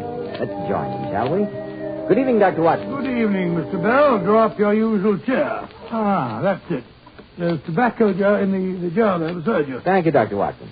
And now, how about tonight's new Sherlock Holmes adventure? Oh, my boys, I told you last week that the story took place in the fetid depths lurking behind the wharfs which line the north side of the river near London Bridge. Sounds like good old Limehouse to me. It was, Mr. Bell, though I prefer to call it bad old Limehouse.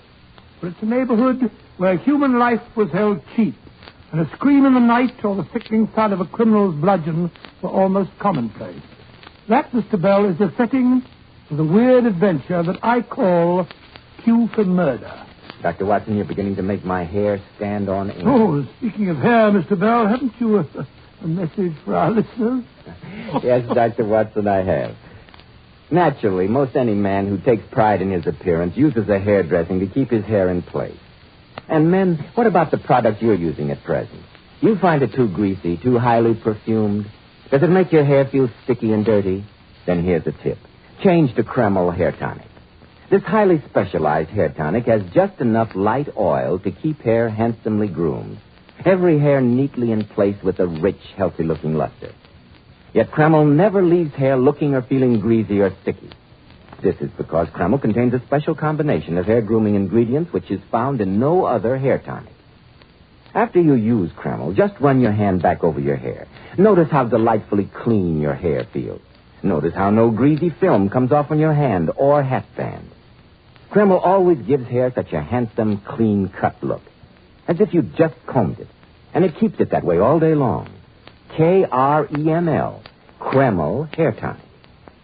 Now, Dr. Watson, I'm eager to hear the new Sherlock Holmes story, Q for Murder. Well, Mr. Bell, that strange adventure began in the small hours of a foggy November morning. An emergency call at midnight had roused me from my warm bed, and a rattling horse cab had taken me to the Limehouse district, where an old patient of mine lay desperately ill. For hours I did my best to save a life that flickered in the balance. Finally, I decided that an ambulance was necessary. The sick man needed the resources of a hospital. Accordingly, I left the house and began to walk the cobbled streets looking for policemen. The Limehouse at 3 in the morning is a deserted and frightening district. I could hear the ghostly tooting of the foghorns on the riverboats in the distance. As I walked along, eyes alert, my hand was on the trusty revolver in my pocket, for I was no stranger to the risks involved in walking the streets of Limehouse at such an hour. Suddenly, under the flickering gaslight ahead of me, I saw the blurry outline of a London policeman. So I called out, "Constable! Constable!" The man didn't hear me, for he suddenly turned abruptly and disappeared down the steep flight of steps, his bullseye lantern dancing away like a fading will-o'-the-wisp into the encircling gloom. I decided to follow that vanishing figure, and I quickened my footsteps. After a moment, I saw where the policeman had gone. Between a shop slot and a gin shop, I noticed a steep flight of stairs leading down a black gap that looked like the mouth of a cave. I walked down them. The steps were worn hollow in the center by the ceaseless tread of stumbling feet. I reached the bottom. A door faced me, and above it, a flickering oil lamp winked warnings at me. I found the latch of the door, lifted it. The door squeaked open protestingly, and I entered. There was a tinkle of glass-beaded curtains as I walked towards a long, low room. A strange sight met my eyes. Through the gloom, thick and heavy with a filthy brown smoke of opium, I saw that the room was terraced with wooden berths. Bodies lay in strange, fantastic poses. Proud shoulders, bent knees, and heads thrown back. Suddenly an attendant walked up to me with a pipe and beckoned me to an empty berth. This way, please. I haven't come here to smoke that foul drug. I saw a policeman enter this place a few moments ago. I want to speak to him. No policeman here. I'm carrying a revolver, so you'd better not argue with me, my good man. Where'd he go? He in back room. Ma sick there. Follow me, please. In here. Well, bless my soul if it ain't Dr. Watson. All right, Wong, you can leave it. Yes, sir. I go. You seem to know me, Constable, but I don't recall meeting you before. Oh, I seen you and Mr. Holmes at Scotland Yard, Doctor. My name's Merriweather, Constable Merriweather. You couldn't have arrived at a better time, sir. This man needs a doctor, bad. Poor fellow. A patient of mine nearby needs an ambulance. That's why I followed you down here.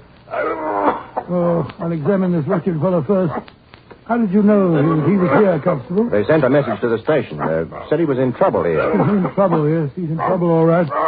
The poor devil's coughing his life away. Nothing I can do would make his dying a little more comfortable. Here you are. Hand me my bag, Constable, will you? Here you are, Doctor. Yes, I'll give him a sedative. At least it'll keep him out of pain. Who are you? What you do? I'm a doctor, my man. Here, this will ease your pain. There. You good man, doctor. You help me. Now you help me kill devil who brings opium to my people. Brings opium? What are you talking about? You good man. You find Dr. Sturgeon. He bad man. He bring opium. Sturgeon? I've heard of a Dr. Sturgeon. What's his address? He's asleep, Doctor. Yes. This poor devil's hours are numbered, I'm afraid. You know, Dr. Watson, this is a great honor for me. I read every story you've written. To me, Sherlock Holmes is almost like a god, you might say. Oh, thanks very much. One of these days, I hope to be a detective myself. Indeed, and I think if you study me, you might learn a few pointers. I shall lose no time in investigating this matter. I may be able to expose a shocking scandal. Hadn't you better leave that to Mr. Sherlock Holmes, sir? That's more in his line, isn't it? Oh, rubbish, my good man. This is one case I'm more than capable of handling myself. I shall call on Dr. Sturgeon as soon as his office opens in the morning.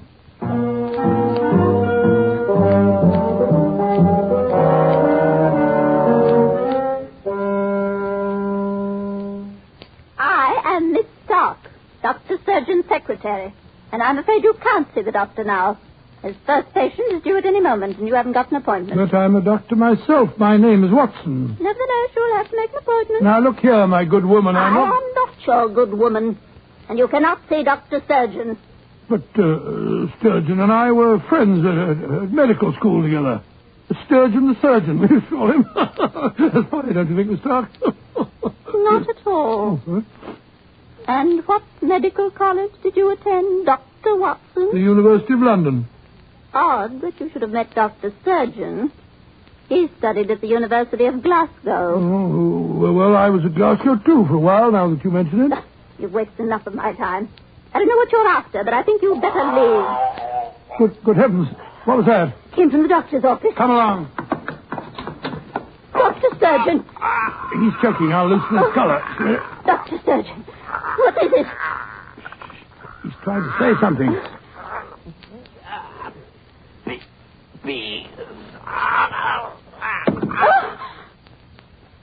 Freddy's dead. Look at the marks on his throat. Great heavens, he's been strangled, Miss Stark. Stay here and guard the body. I'm going to fetch Sherlock Holmes at once.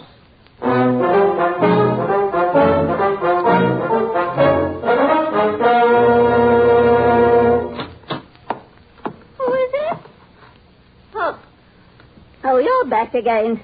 Yes, Miss Stark, this is Mr. Sherlock Holmes. How do you do? How do you do? No one's been here since I left? No. Patient came into the outer office, but I sent her away. Splendid. Tell me, Miss Stark, is there another entrance to this office? Yes, Mr. Holmes. The doctor had a private door from the outside leading into the laboratory in there. He always let himself in that way. Did he ever admit patients by that private door? Why should I answer your questions? You're not the police. I appreciate your loyalty, Miss Stark, but I assure you that if you're trying to protect your dead employer, you'll find me to be more understanding than Scotland Yard. Very well. What do you want to know? I repeat my question. Did Dr. Sturgeon admit patients by his private door? Yes, he did, Mr. Holmes. Sometimes. I never saw them, but I'd hear voices in there. A perfect way of distributing drugs without anybody knowing. Are you implying that Dr. Sturgeon... Quite. You say that as he was dying, he kept pointing to a pad on his desk, Watson? Yes, his arm's lying across it now. Let's see if there's any message written on the pad. Ah, there is. It's an address. 116 Upper Swandam Lane, Millwall. That's in the heart of Limehouse. Precisely. An odd address to find written on the desk pad of a Harley Street physician. Watson, you're convinced that as the man was dying, he uttered the word peace? Well, that's what it sounded like to me. Peace? Well, perhaps he meant that death would bring him peace after his mortal sins. Possibly, Watson. And now to examine the marks on the dead man's throat. I think I'll wait in the other room if you don't mind. Looks as if he was strangled with a piece of rope. Look more closely. Observe these traces of oil on the throat. And look at this. By Jove, a long black hair. That means a woman did it. No, Watson, I think not. The combination of long, black, oily hair and a Limehouse address would point to one obvious conclusion. Dr. Sturgeon was strangled with a Chinese cue. Strangled with a cue? But how would that be possible? That, my dear Watson, is our next problem. Tell Miss Stark to send for the police. Our work here's done. We're going to Limehouse? Certainly. As soon as we have adopted suitable disguises, we shall investigate the mystery of 116 Upper Swandam Lane. I pray that the answer to murder lies there.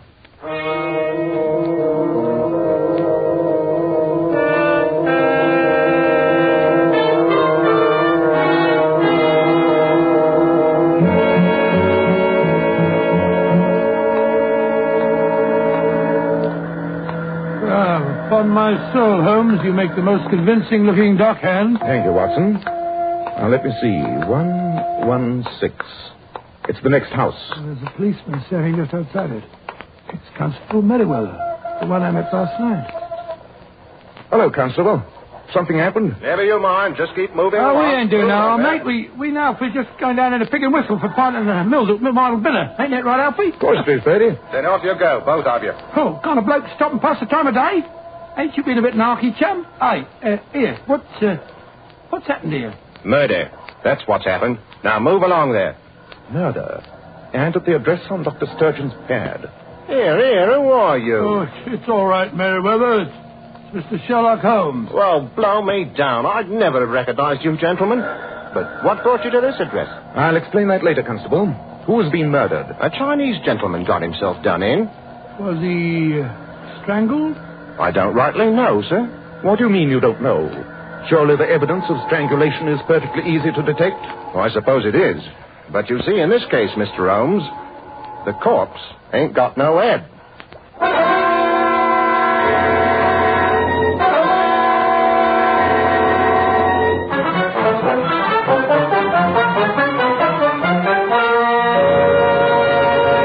In just a moment, we'll rejoin Sherlock Holmes and Dr. Watson. Leading hair specialists in this country constantly advise us to take better care of the hair we've got. And men, don't forget, one of the first requisites of handsome, healthy-looking hair is a hygienic scalp. So why buy just any hair dressing when you can enjoy the extra benefits of this highly specialized Kreml hair tonic? Kreml contains a special combination of hair grooming ingredients which has never been duplicated in any other hair tonic. That's why Kreml keeps hair in place longer, always looking neat and orderly. But Kreml does lots more than keep hair looking handsome. Kreml is simply great to lubricate a dry scalp. At the same time, it removes dandruff flakes and leaves your scalp feeling so alive and invigorated. And men, if your hair is so dry it breaks and falls when you comb it, Kreml actually helps condition the hair, in that it makes it feel softer, more pliable, and look as if it had some body to it. So men, buy a bottle of Kreml at any drug counter. Ask for an application at your barber shop. Use Kreml daily for better groomed hair, for a more hygienic scalp. Kreml. Kreml Hair Tonic. Well, Dr. Watson, what happened next? Well, my boy, we quickly entered the house and examined the scene of the latest tragedy. Constable Merriweather seemed to be in the seventh heaven of delight to realize that he was working on a case with the great Sherlock Holmes himself. I'm glad you're here and no mistake, Mr. Holmes. I'm a little out of my depth in a case like this, and I don't mind admitting it. Merriweather's a great admirer of yours, Holmes. He's read every story that I've written. Indeed. You have a strong constitution, Constable. Though I will admit that this case presents as bizarre a problem as my friend has ever included in his rather sensational accounts. What I can't understand, sir, is why they took the head. For that matter, how was it stolen? Before we theorize, let us assemble the facts. Has the body been identified, Constable? Yes, sir. You see, he had a missing finger on one hand. Then obviously the head was not stolen in order to make identification of the corpse difficult.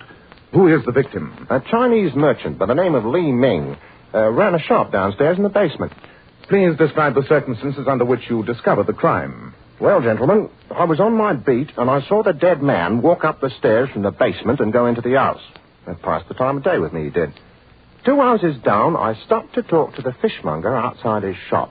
I must have talked to him for 15 minutes or more. What time was this, Merriweather? Just after 10 o'clock, sir. I see. Please continue. Well, sir, all the time I was watching this house. Suddenly there was an hollering and a yelling, and I runs back to find the man lying in here with his head gone. You were watching the house all the time, you say, Merriweather? Yes, sir, just idle-like. But I'll swear no one went in or out. Which means that somebody inside the house must be the killer. That's what I think, Doctor. Who are the other tenants? Well, Mr. Holmes, on this floor there's an old Chinese lady, a servant to the dead man she was. But she's half crippled with rheumatism, and I swear she couldn't have done it. But upstairs, there's a Chinese gentleman, Prince Fu San. A prince? In these surroundings? He's got quite a place, too. Then you've already interviewed him? Oh, yes, sir. He and his nephew are up there. Swore they didn't have nothing to do about it, but the young fella acted mighty suspicious-like. Perhaps you'd like to go up there, sir. I know you'd handle these foreigners better than me. Very well, Constable. Let us visit Prince Fu Chen at once.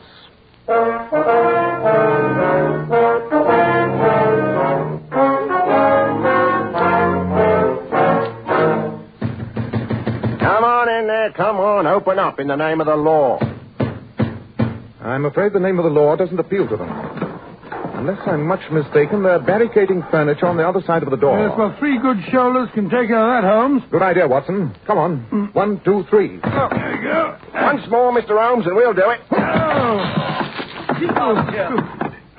You have no right to break in like this. Oh, yes, we have, Mr. Addle-Foo. You're under suspicion of committing murder. I've already told you that I know nothing about it. Then, in that case, Mr. Fu, why barricade the door? Who in blazes are you? I am Sherlock Holmes, and this is my colleague, Dr. Watson. Why, may I ask, is that partially packed Gladstone bag lying on the settee there? Were you thinking of leaving? Of course I was. You say you know nothing about this, then why admit guilt by running away? Because I know this policeman suspected me. They call me an Eurasian, but I'm Western by instinct and education.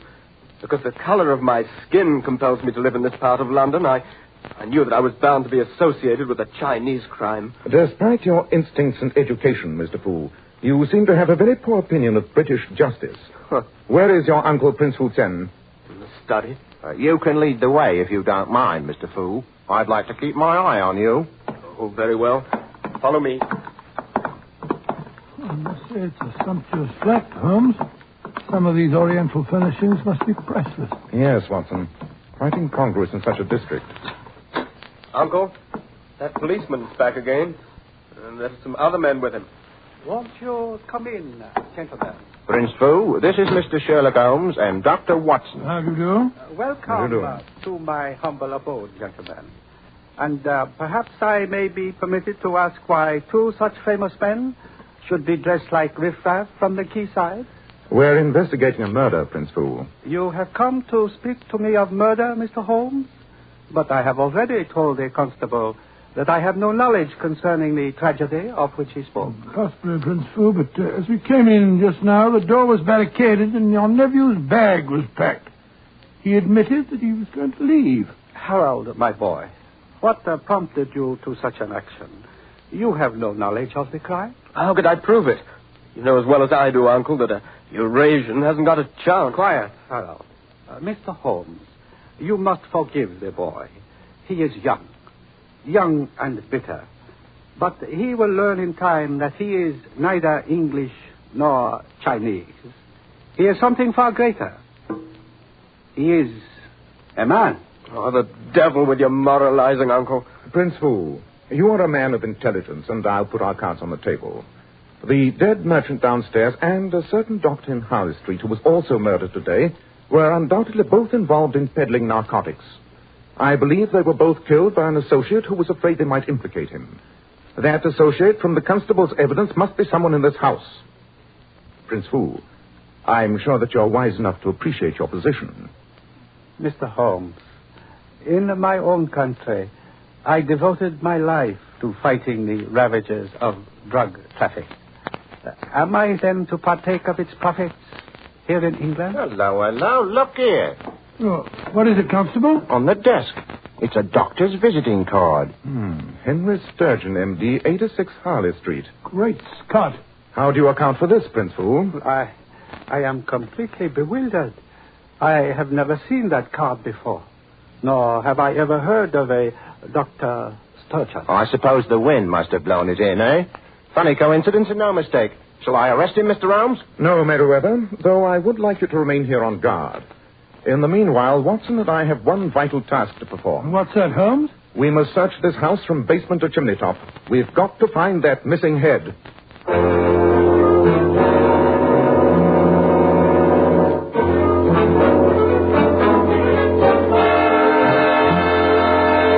Holmes, I've searched the house with a fine-tooth comb. I swear the missing head isn't here. So will I, old chap. That's why I gave you the job of searching for it. And why the blazes waste my time while you go careering all somewhere else? Oh, don't be angry with me, Watson. I needed you to create a diversion to cloak my real activities. Huh? Where have you been? I've been having a most illuminating talk with a certain tradesman by the name of Albert Bloggs.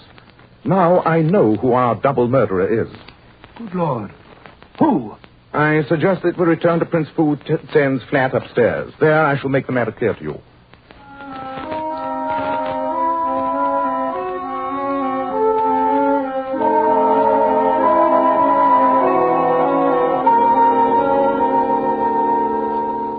Mr. Holmes, am I to understand that you have solved this shocking crime? Yes, Prince Fu. Which one of them was it, Mr. Holmes?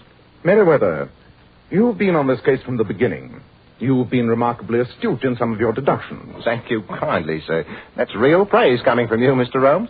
Surely you can see the obvious link between the two murders? I think I can, Mr. Holmes. Dr. Sturgeon got himself strangled with a Chinese queue. Now, we know one of these two men did it. But Mr. Harold Fu wears his hair short like an Englishman. Only the prince has a queue. It must have been him. It seems logical to me, Holmes. And singularly lacking in logic to me, my friend. I quite agree, Prince Fu. You see, Watson, you and Constable Merriweather overlooking the stolen head. Why was it stolen? What more likely reason than for the sake of its queue? And if the merchant's head was the weapon used to strangle Dr. Sturgeon, then the murderer wished to create the imaginary figure of someone wearing a queue. Therefore, the murderer did not have a queue. Then it was Harold Fu. Yes, it must have been. That's utterly ridiculous. Of course it is. You're overlooking one vital point.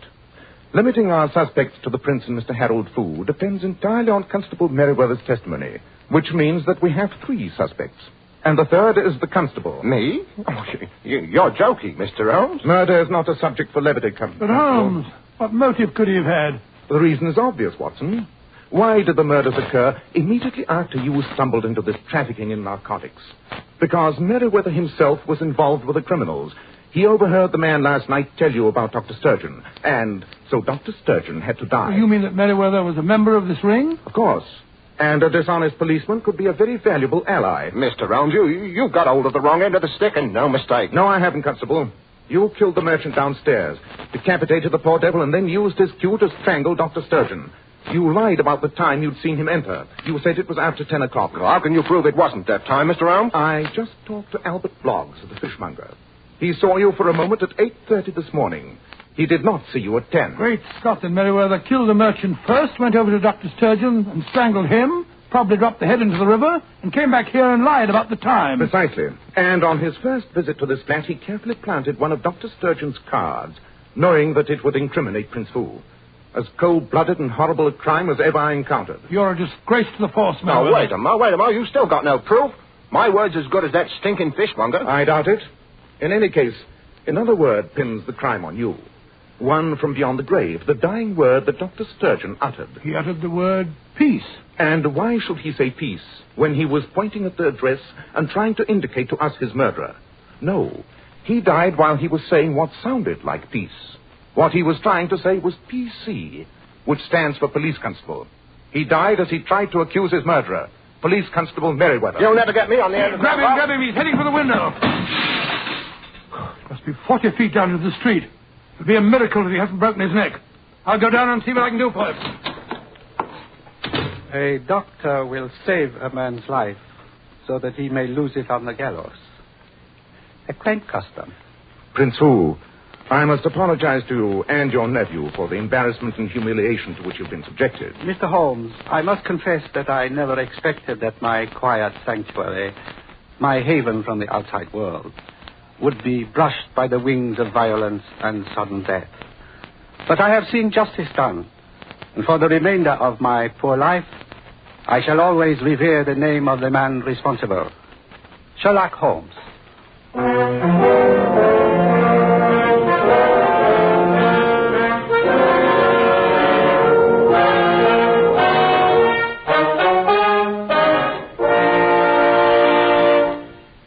Ladies, one of the greatest beauty authorities in this country is John Robert Powers. And the first beauty advice Mr. Powers gives his lovely Powers models is to use only Kreml shampoo to wash their hair. And isn't he wise, Mr. Bell? Because Kreml shampoo is one shampoo that can be bought today that leaves the hair fairly teeming with natural, brilliant highlights. Yet never under any circumstances does Kreml shampoo ever dry the hair. You see, Kreml shampoo is not a soapless shampoo. It's not a cream shampoo. It's entirely different. How right you are, Mr. Bell. Why, after a Kreml shampoo, even dull, lifeless-looking hair actually radiates all its natural... Crime does not pay.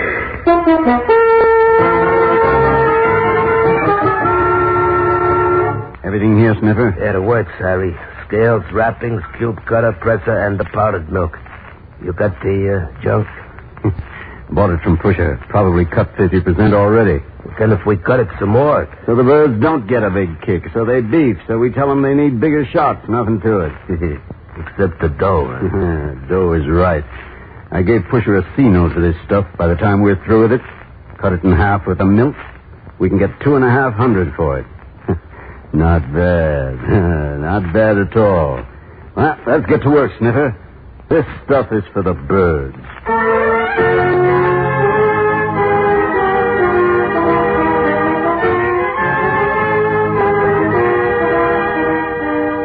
In the interest of good citizenship and law enforcement, we present Crime Does Not Pay, based on the famous Metro-Goldwyn-Mayer series of short subjects. In just a moment, you will hear Strange Token, starring Morris Karnofsky.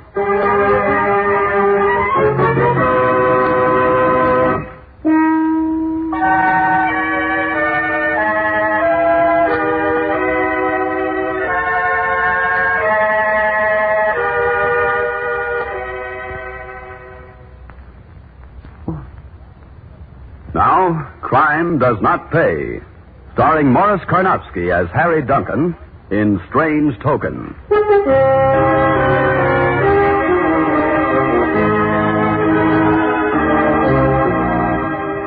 If there was any excuse for Harry Duncan, and it's a big if, the excuse was weakness. Harry was weak, and through that weakness he formed a habit. But the habit and the weakness combined, as they sometimes do, to give Harry a strength, which was the essence of evil. The moment when it really began was inconspicuous. Of necessity it had to be, because Harry and Pusher Beardsley had come together in the far end of a dimly lit alley for a strictly illegal purpose. Even there in the darkness, beneath the rusty fire escapes and the shutter-blind warehouse windows, they stood close together and spoke softly. Pusher, you gotta, I tell you, you gotta. I don't gotta do nothing, not even for cash. And you ain't got a dime. I'm human, Pusher, so are you. Give me a break. I wouldn't give you the hair off of the dome of the Capitol. What kind of a sucker do you think I am? Pusher, I'll pay you Saturday. With what?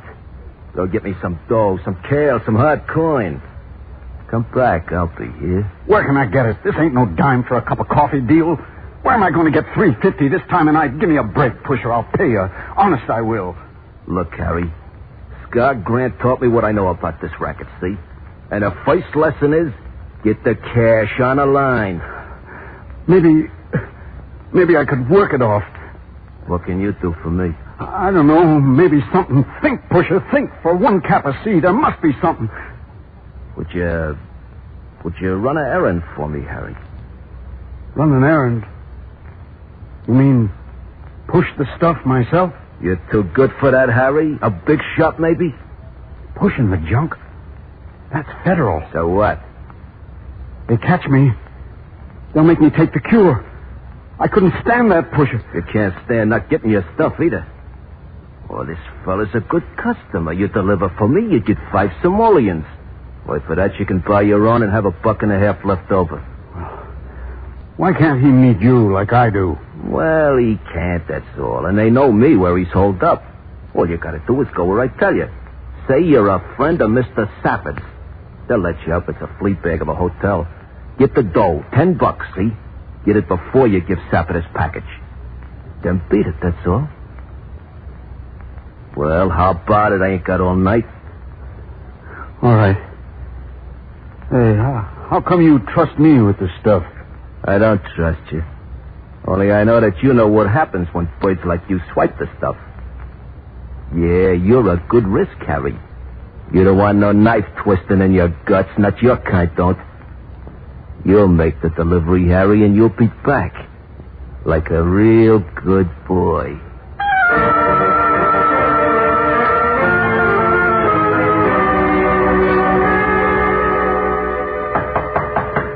Yeah? Who is it? It's me, Sniffer. Sniffer, stop. Let me in, will you, Harry? Hold it, Sniffer. Gee, thanks, Harry, thanks. Thanks? For what? For letting me in. Think nothing of it. Sit down. Sit down. Take a load off your feet. If I sit down, I'll fall apart, Harry.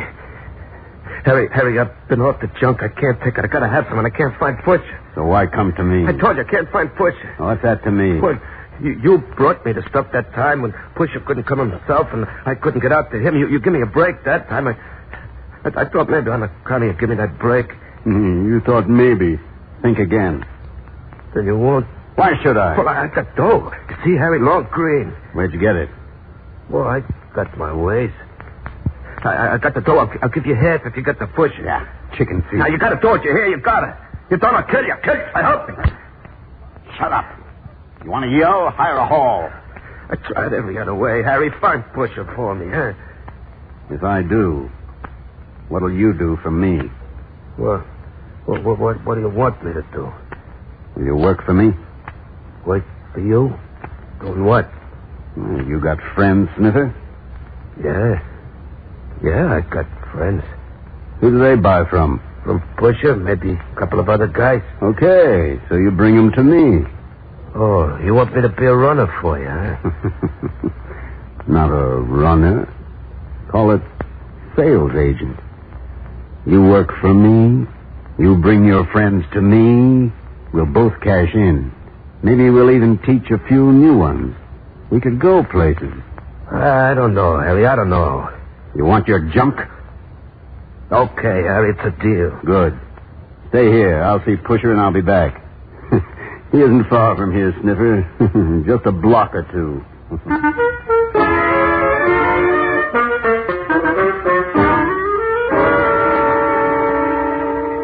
How much will $100 buy, Pusher? Where'd you get that scene note?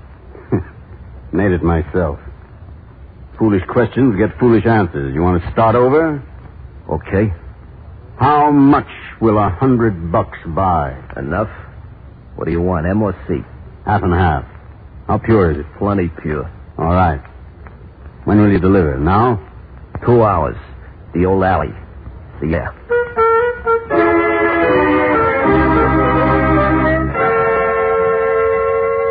Everything here, Sniffer? Yeah, it works, Harry. Scales, wrappings, cube cutters, presser, and the powdered milk. You got the junk? I bought it from Pusher. Probably cut 50% already. And if we cut it some more? So the birds don't get a big kick, so they beef. So we tell them they need bigger shots. Nothing to it. Except the dough. Dough is right. I gave Pusher a C-note for this stuff. By the time we're through with it, cut it in half with the milk, we can get $2,500 for it. Not bad. Not bad at all. Let's get to work, Sniffer. This stuff is for the birds.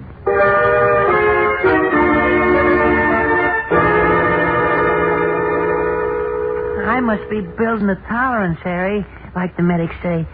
I didn't hardly feel that last shimmy. Well, then you need more, Patch. Got the dough? Yeah, I got it. Sure, here. Okay, here.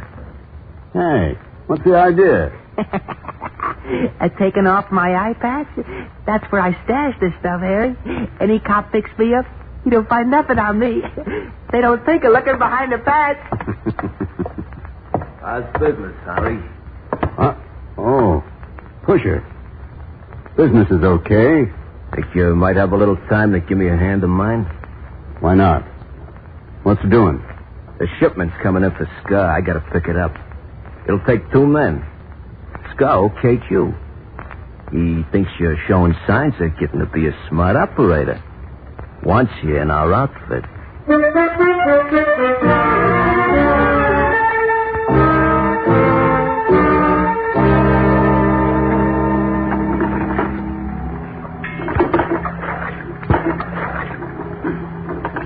Cold out here, Pusher. Pull at those drawers a little harder. You'll get warm in no time.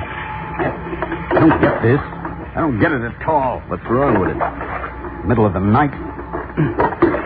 Lucky there's no fog. Fog or no fog, we'd be out here tonight. And with the oars wrapped in blankets. A lot of trouble.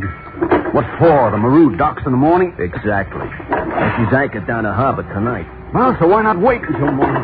Ever hear of customs officers, Harry?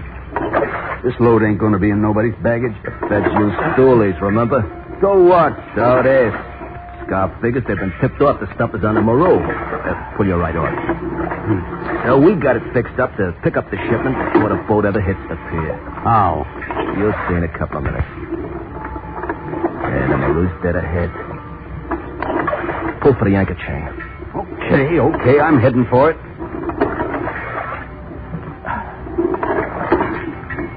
Hold it, Harry. A little left. Yeah. Now the flashlight. See it, Harry? See it? Nothing but a string hanging from the anchor chain. A fishing line. Real strong string, Harry. See? Somebody on the Marlowe planted that string. And a can on the end of it. A can with 50 G's worth of pure morphine. How's that for being smart, Harry? Plenty smart. Plenty smart. Okay, we got it. Head for shore, Harry.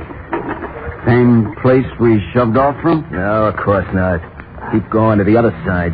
Hey, watch yourself. Got me all soaked. I'm getting tired. Let me rest a bit, will you? Yeah. Change places. I'll rope for a while. With pleasure, my friend. You come on to my seat.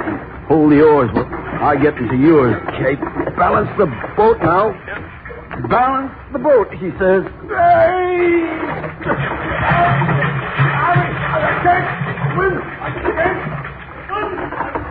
Maybe you ought to take lessons, Pusher. Nice place to be. Alone in a boat. With $50,000 worth of junk for company. Harry Duncan. I think you're on your way to bigger and better things.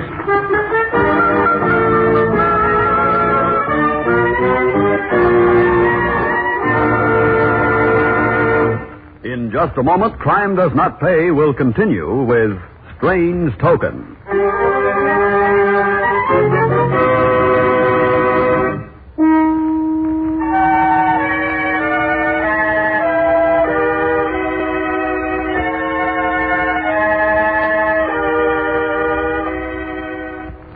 Now we continue with Crime Does Not Pay, starring Morris Karnofsky as Harry Duncan in Strange Token.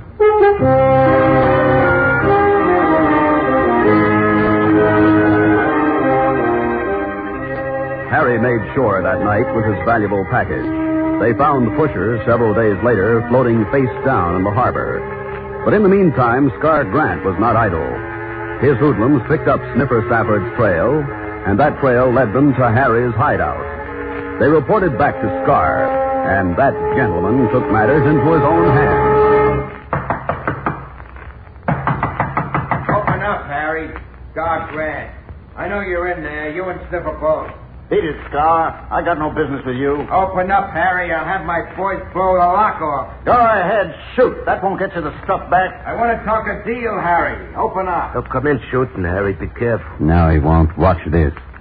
Scar, Well, send your hoods out front, where Sniffer can watch them from the window. When you're alone, knock 3 times. I'll let you in, but nobody else. okay. Beat it, boys. You're in. All right, let's go. How many are they, Sniffer? 4 of them. No, 5.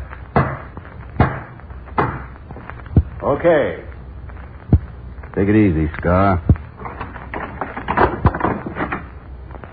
Welcome to our humble home, Mr. Grant. David, Harry. Where's the junk? And not a word for poor old Pusher. How callous you are, Mr. Grant. Pusher wasn't worth any 50 grand. And the junk isn't either. That's nonsense. 250 grand is more like it after you get it cut. Why, you dirty, cheap chisel. Ah, that gets you no place. I ought to have the boys fill you full of lead. That's no good either. You don't know where the stuff is. I do. We can make Sniffer talk. That's why Sniffer doesn't know either. Oh, you think of everything, don't you? I try to. Keep your eye on the boys, Sniffer. I think Scar and I are going to talk business. All right, start talking. I have the can. It's well hid. You can count on that. Now, I'll produce it if you agree to a 50-50 split. 50-50? Are you nuts? Not very. Keep talking. I've got an organization, not as big as yours, yet. I want a territory. A good territory. Well, don't stand there like you were struck dumb, Scar. Don't you know when you've just taken in a new partner?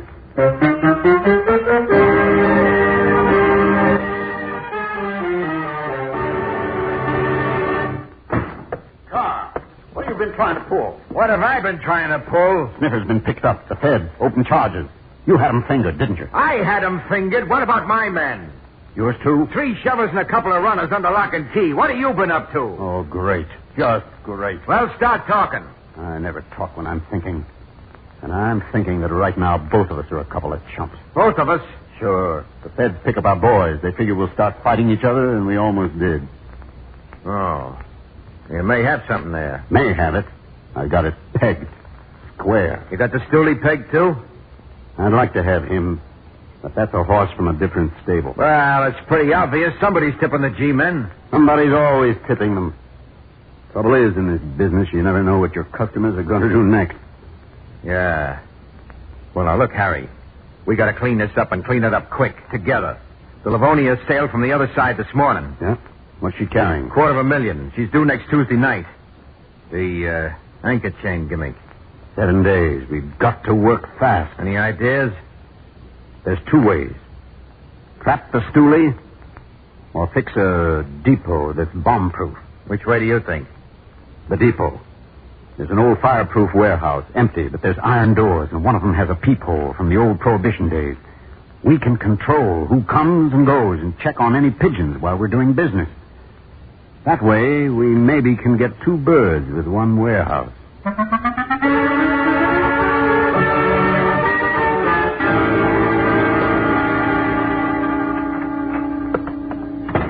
Harry, I got out. They let me go. And you came here? Well, where else, Harry? Where else? Any place but here. You were tailed, stupid. That's why they let you go. You were tailed. I never thought of that. You never think, period. Yeah, but we ain't got no junk here, Harry. They couldn't make a pinch. They got to see you sell the stuff for half an iron. That's how come they let me go. How'd they get you in the first place? Somebody fingered me. Who? I don't know. Scar, I guess. Yeah, sure. Scar walked up to a G-man and said, that man buys and sells narcotics, so they took you in. Well, one of Scar's boys did. Or they wrote a letter or something. How come you're so sure? Oh, a cinch. The G-man who asked the questions kept saying, we know you work for somebody. Is it Harry Duncan? Is it Harry? Well. The feds know my name. Yeah, somebody must have talked. Yeah, somebody talked. And I got a hunch you're right about who. What makes the hunch, Harry? They picked you up, see? My right-hand man. But all they got from Scar's outfit were a couple of no-account shovers and runners. Scar's mind works that way. He'd give them a few of his boys just to cover up. He must have figured they'd get you to talk and that'd get me out of the way. Well, ain't that kind of the long way around? Scar always takes the long way around, especially with $250,000 coming in on the Livonia this trip. But me, I don't take the long way around. Scar's going to find out. I get straight to the point.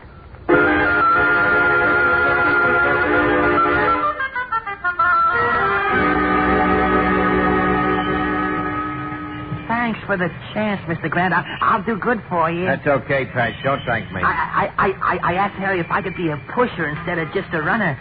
He said my patch made me too easy to spot. Yeah, that's where Harry wasn't smart. The cops will figure just that way. Sometimes the best disguise is to stand out in a crowd. I get you, Mr. Grant.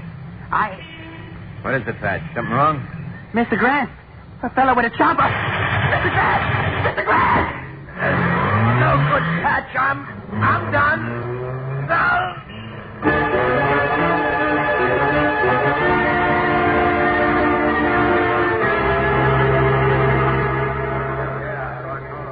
All right, men, you know your orders. Present the tokens, you'll be let in. There'll be plenty of the stuff to go around. Present the tokens to the guard at the door, that's all. Now, form a double line and... Oh, yes, I know that Scar, poor guy, wanted his own boys taken care of. That's why you're here, fellas. That's all. Pick up the tokens and beat it for now. Streetcar tokens. From Frisco. I don't get it, Harry. Use your head, Sniffer. We've been over the list. There's only a dozen possible stoolies. Each one gets a token from a different city, not Frisco. And we got a list, see? We know who got which token from which city. One of those turns up in the wrong hand. We got our stoolie. Check? A double check. Yeah, you think of everything, Harry. Even a hood from out of town to take care of Scar. Well, there's our old friend Patch, picking up his token. His came from Houston, Sniffer. Did you know that?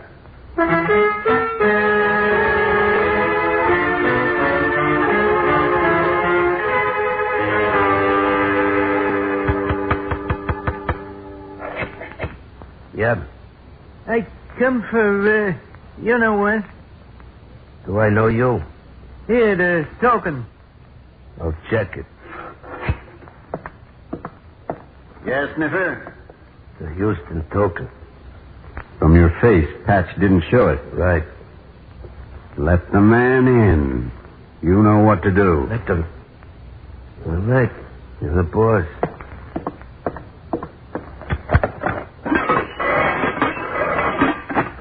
Come in, mister. Thanks, fella. You made a mistake, didn't you, stranger? No, I'm no stranger. You know me. I'm the same. A dirty stool pigeon, and so is Patch. Oh, step on his wrist, Sniffer. Jack. Now, stranger, talk. Tell us where Patch is before I kick your teeth out.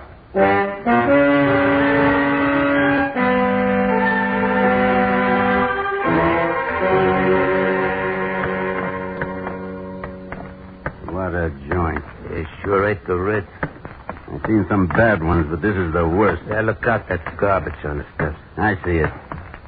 This should be the 4th floor. I lost track in the dark. 4th floor back. That's what the pigeon said. Hey, you really gonna dump him, Harry? I don't let stoolies live. Here we are.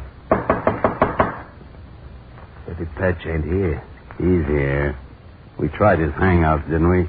Who is it? Harry Duncan, Patch. Open up. Well, sure. Sure, Harry. Hey, Harry, I never expected you here. What'd you do that for, Harry? Because you're a stool pigeon, Patch. We got you cold. I didn't do nothing. Why should I? You let me be a pusher. You gave your token to a stranger, didn't you? I didn't give it. Somebody stole it. I even told Sniffer. Somebody picked my pockets. I even told Sniffer. You told Sniffer? You want me to believe he wouldn't tell me? I never told you a lot of things, Harry. Sniffer! You snowbird! Ever see me touch the junk, Harry? You think this 38 would be this steady if I were on the junk? You? The stoolie... All right, boys, you can take him now. All right, man. Want the bracelets on him, Mr. Safford?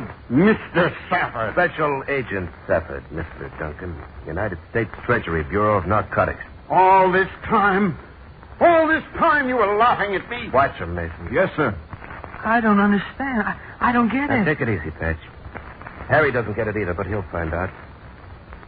We could have taken him the night he brought that package from Pusher to me, but we didn't. We figured he'd lead us to Scar. Then he took care of Scar for us. And we've got his hired killer on that one already.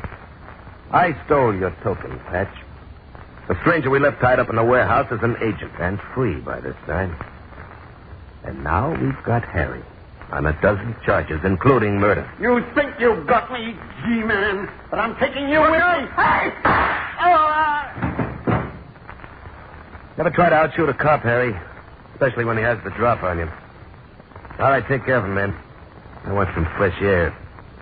I've lived with him and his kind too long.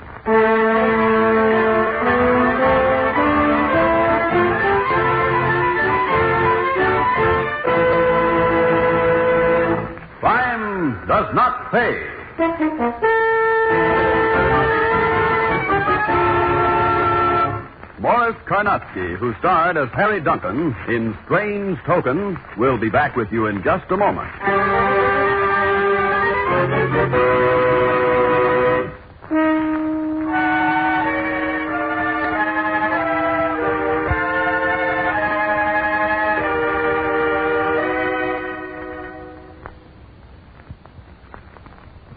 Now here in person is Morris Karnatsky. The fight against the narcotics racket, the filthiest of all the rackets, preying as it does on the weakness, the sickness of so many men and women, is never ending. The roots of this racket are in greed. Its branches are everywhere in organized crime. The cure? Well, the cure is twofold. For the addict, it lies in understanding that he's sick, that proper medical and psychological care is the only answer. For men like Harry Duncan and Scar Grant, there is no cure. For such people, there can be only the lesson spelled out in prison or in death. That crime does not pay. Thank you, Mr. Karnatsky. Crime Does Not Pay is written by Ira Mariam and directed by Mark B. Loeb. with music composed and conducted by John Garth. Technical advisor is Burton B. Turtis. The events, characters, and names used in the story you've just heard are fictitious. Any similarity is purely coincidental. This is Bob Williams speaking.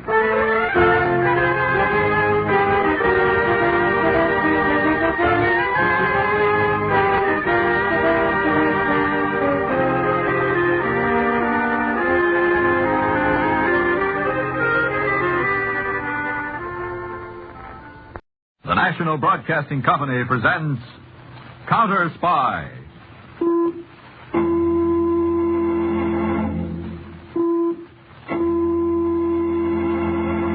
Washington calling David Harding, Counterspy. Washington calling David Harding, Counterspy. Harding, Counterspy. Calling Washington.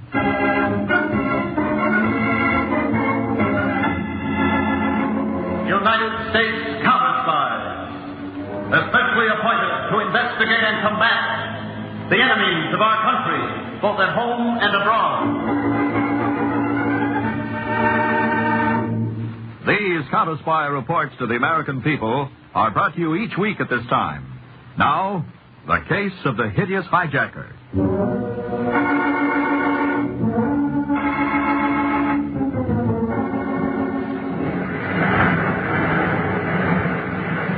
Would you care for a drink, Dillon? Don't mind if I do, Mr. Shelby. Myra, would you? Scotch, isn't it, Dillon? Yes. Anything for you, Carl? No, thank you, my dear. That's a nice view of the ocean you have, Mr. Shelby. There's nothing like a California beach house, I always say. Oh. Right now, Dillon, I'm only interested in what you have to say about the business at hand. Yes, I found your man. Uh-huh. You're sure that he can handle this sort of thing? With the greatest of ease and experience. Here's your drink, Dillon. Thank you. Who is this man? His name is Roxy Madera. Madera, huh? Roxy Madera. Sound familiar to you, Mr. Shelby? Oh, he's the one who was released recently from the federal penitentiary? He's the one. I was Roxy's attorney before the state relieved me of my practice. Tell me, Dillon, is this man, this Roxy Madera, willing to take risks? Risks that could cost lives, including his own. Listen, a life to Roxy Madera is no more than a grain of sand. Well, Mr. Shelby, what do you say? I say Roxy Madera is our man. Get him.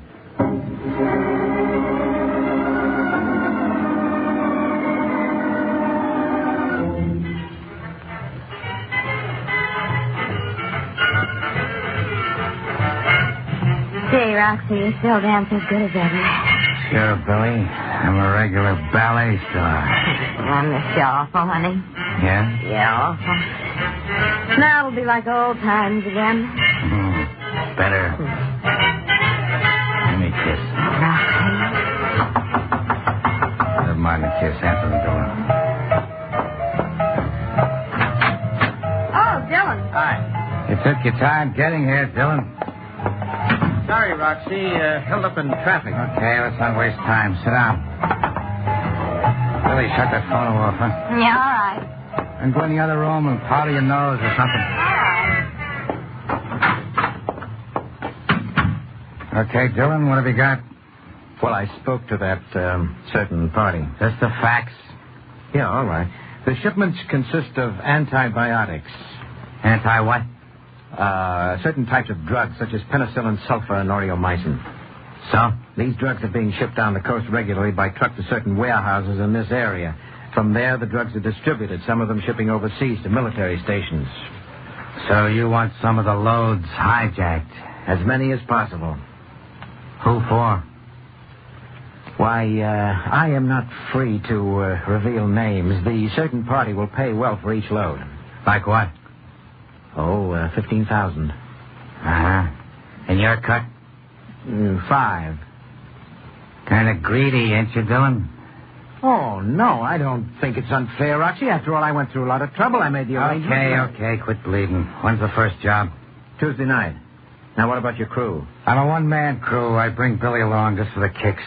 Well, that's all right. After we work out the details, I'll leave the rest to you because I know the job will be done with your usual thoroughness. That's right, Dylan. When Roxy Madera knocks off a hijack, it stays knocked off.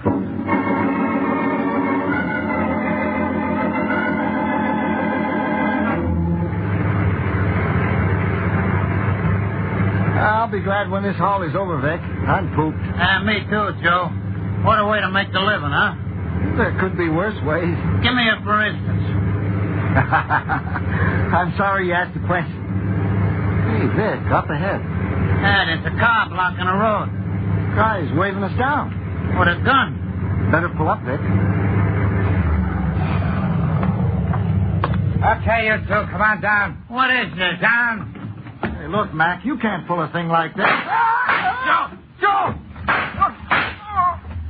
I can't pull it, huh? Roxy, why did you do that? Because I felt like it, Billy. Because it's the best way to operate. Any arguments? No, Roxy. No arguments.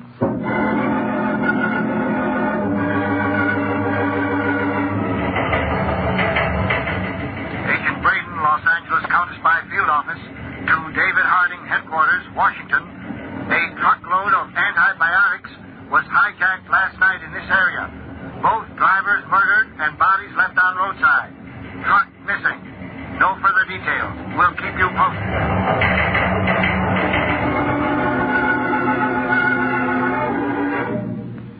All right, you two guys. Like I told a friend, when Roxy Madera knocks off a hijack, it stays knocked off.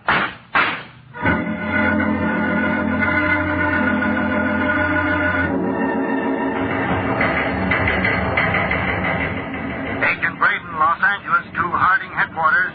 Report just received that third truckload of antibiotics has been hijacked. Pattern continues same. Both drivers murdered. Standing by for any special orders.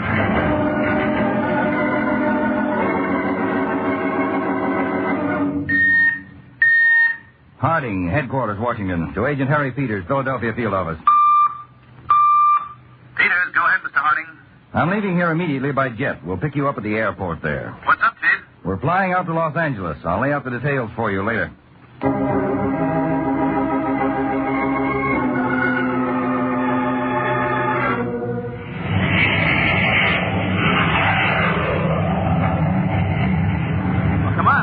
Give on with the details, will you? You've had me second-guessing my head off.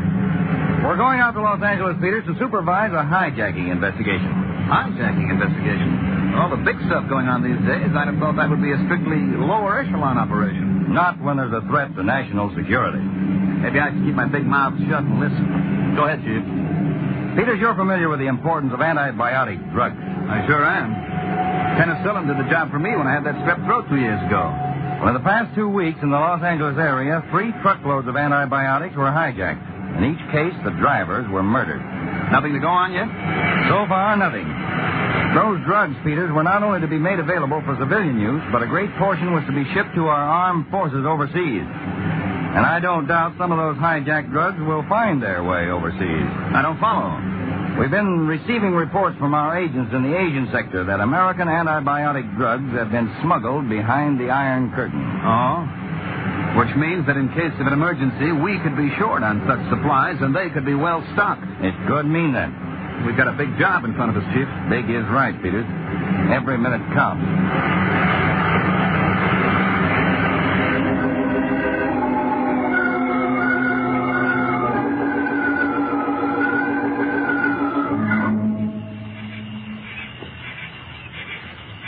For every minute he keeps me waiting, Billy, so help me, Dylan is going to pay. He'll be here, Roxy. Give me a cigarette. Sure. Here. So light it. Here. Awful dark here, Roxy. It's so dark I can't count. Car's coming up the road. I hope it's Dylan. It better be.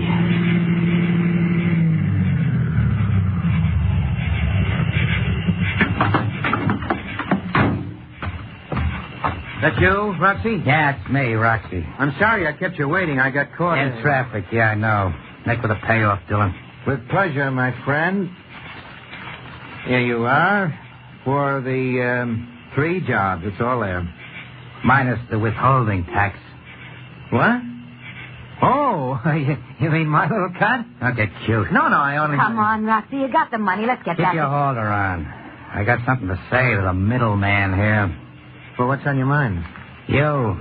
I don't like a middleman. A middleman's a leech. Oh, look. You look, middleman. Now I know who that certain party is on the other end of the deal. You know? Carl Shelby. He's the guy who's paying off, right? How'd you find out? I trailed you one night to Shelby's beach shack down in Palos Verdes. I'm the kind of a guy who doesn't like to do business with a guy I don't know. Oh, you'd like to meet Shelby, is that it? Yeah, that's it. Well, that's all right, Roxy. I'll take you to Shelby. Now, you will. I'll go there myself. I don't need a middleman to introduce me to Carl Shelby.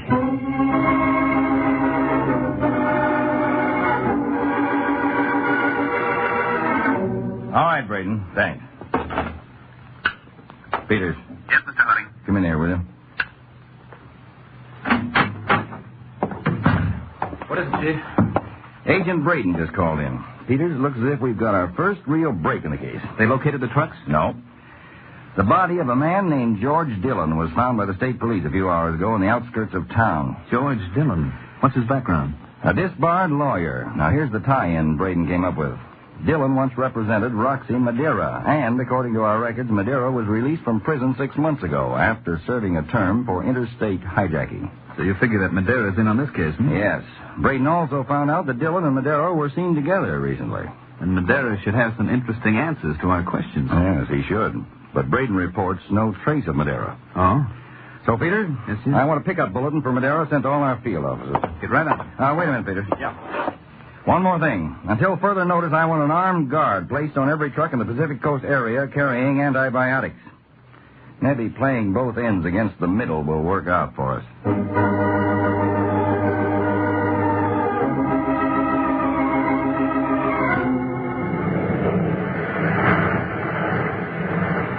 Now, don't tell me, Shelby, you miss your middleman. Well, not for personal reasons, Roxy. But you've endangered my entire operation by murdering Dillon. Like those waves out there, it'll blow over. Maybe you didn't hear me before. The counterspies are looking for you. Well, let them look. They won't find me here. I don't get in your way, do I, Myra? Of course not. I find you stimulating company. See, Shelby? I ain't in anybody's way. Roxy, I think it would be best for all concerned if you were to take a trip south. Say, to Mexico. Who asked you to do any thinking for me? If I want to take a powder to Mexico, I will. If I want to stay here, I will. Just don't lay out any cook's tour for me. I'm going into my office now. There's some business that I have to take care of. Oh, who's holding you here?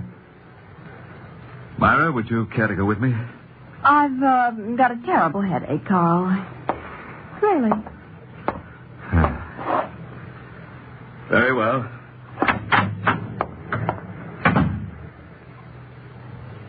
Aspirin's good for a headache, Myra. Really? Yeah. But I got something even better. Come here. See what I mean? You don't waste time, do you? Do you? What do you think? I'd like a drink. Some? No ice in the bucket. You'll find some in the kitchen. I'm used to Billy getting the ice. Well, now you'll have to get used to my ways. Okay.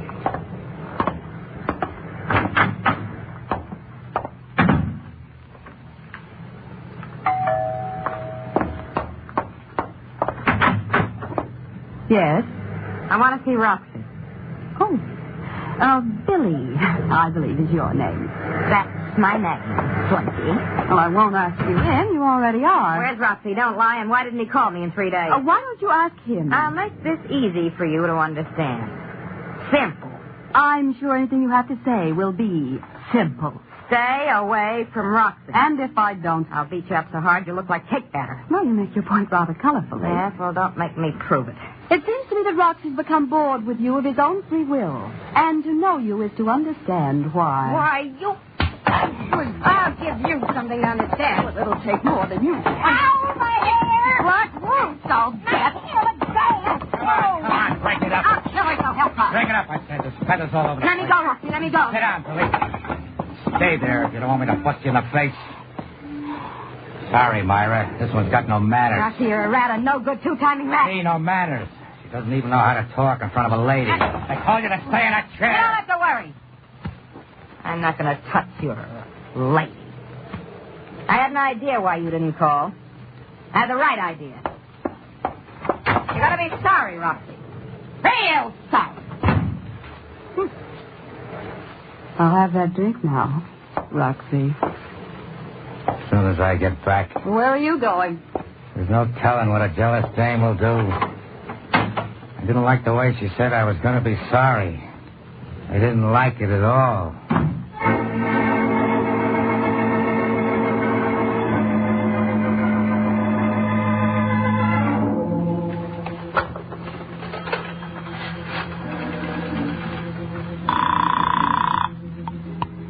May I help you? Operator, get me the Counterspy field office in Los Angeles. Counterspy field office in Los Angeles. 1 moment, please. Roxy!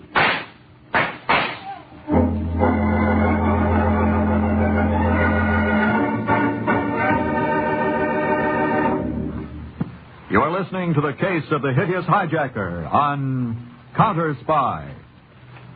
There's top listening every Sunday evening with the Chimes. Tonight, the Big Show brings you another great array of stars. Tallulah Bankhead, Ed Wynn, Fred Allen, Ed Gardner, Jack Carson, and a host of others. Also this evening, Theatre Guild on the Air presents another outstanding story. It's Theatre by Somerset Maugham, and starring will be Gloria Swanson and Melvin Douglas. Now, back to Counterspy.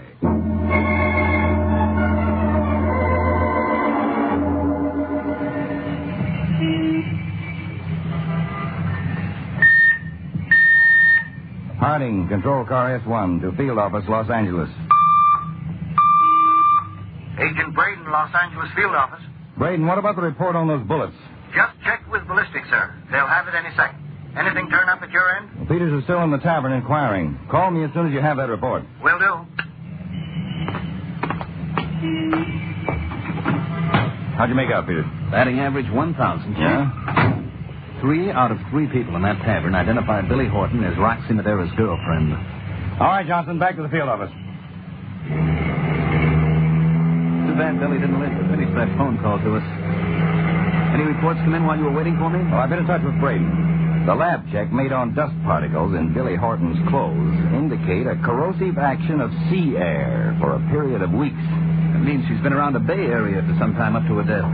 And it also pins down the whereabouts of Roxy Madeira. Providing they hadn't split up.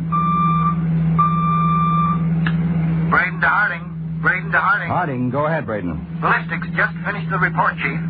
The bullets which killed Billy Horton were fired from the same gun that murdered George Dillon. Chief, that's proof enough that Roxy and Billy hadn't split up. Braden. Yes, sir? Send out a special alert. Have all our patrols in this area concentrate the search for Roxy Madeira in the Bay and Beach territory. I want Madeira brought in, preferably more alive than dead.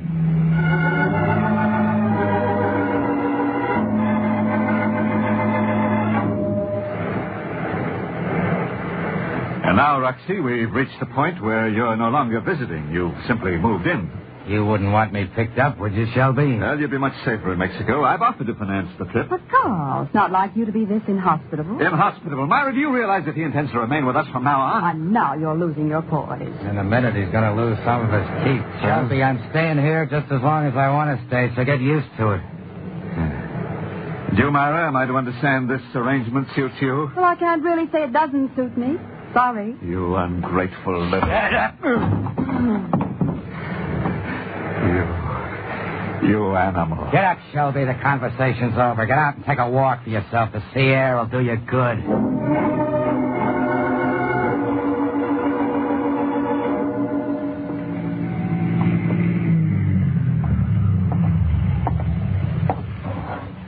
Hey, got a message to meet you here, Mr. Shelby. Get in the car, Sid. Al said you had a special job you went in. Very special. You know Roxy Madeira? Yeah, I know Roxy. Need a job? Yes. It's my wish to rid myself of Madeira permanently. I'll pay you the usual price, $1,000.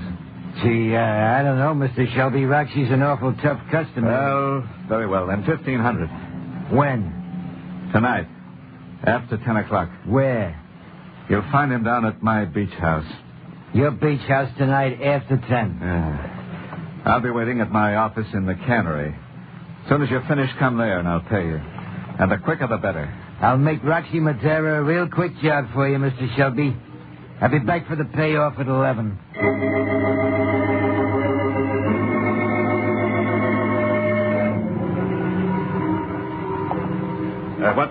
What time is it, Myra? 2 minutes to 11, Carl. Now, why do you keep asking the time? You'll find that out in a moment. And why'd you call me to come here to your office at this time of the night? You'll find that out in a moment, too. You're acting very peculiar. Am I?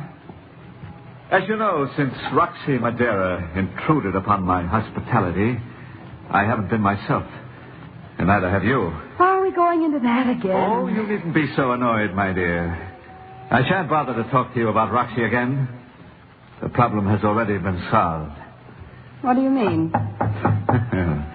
The answer to that question is at the door. Hmm? Come in, Sid. Sid couldn't make it, Shelby. Roxy, what are you doing here? Tell her, Shelby. Shelby's got his tongue tied on account of he thinks he's seeing a ghost. He had me fingered for a knockoff. What? Your boy Sid is in the cellar of your house, Shelby, with a head full of holes. Roxy, Shut up. Figured you'd try a stunt like that. It was all ready and waiting with his gun. No, Roxy. No, please, wait. Shelby, on the way up here, I was thinking what I should do about you. I could knock you off, but that'd be too easy for you. One slug and it's all over. So I figured I'd give it to you the hard way. Come on, Myra, baby, let's go. See what I mean, Shelby?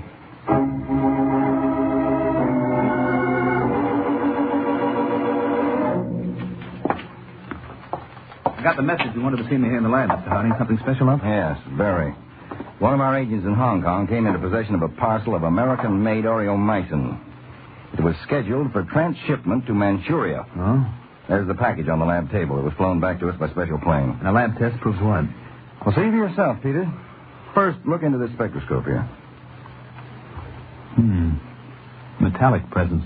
Specifically, zinc. That zinc was clinging almost imperceptibly to the cardboard container. And the drug container was smuggled out in the tin, or rather a zinc receptacle. Yes. Now take a look at this other spectrograph. I can't make it out. What is it, Chief? The lab technician tells me it's fish. Fish? Yes. And I think it's going to be the means for us to catch our own fish. Put an end to this case.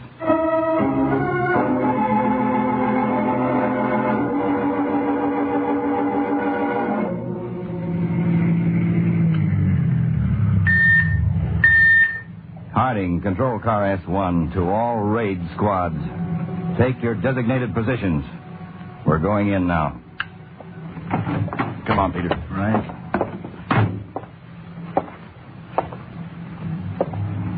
A cannery, Chief. I never figured it this way.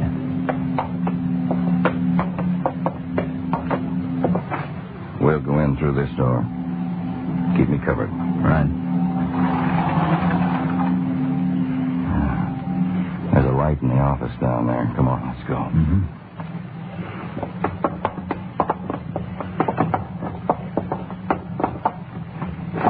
Ready? Whatever you say. Now. All right, stand where you are. Oh, there's no need for surprise, gentlemen. I was half expecting you. Stand up and get away from that desk. All right. Anything you say. Carl Shelby? Yes, that's my name. You're under arrest by the United States government for espionage and complicity in murder. I had nothing to do with the murders. That remains to be proven. We know Roxy Madeira is mixed up in this with you. Where is he? It'll be a pleasure for me to tell you where Roxy is at this moment. Exactly where he is.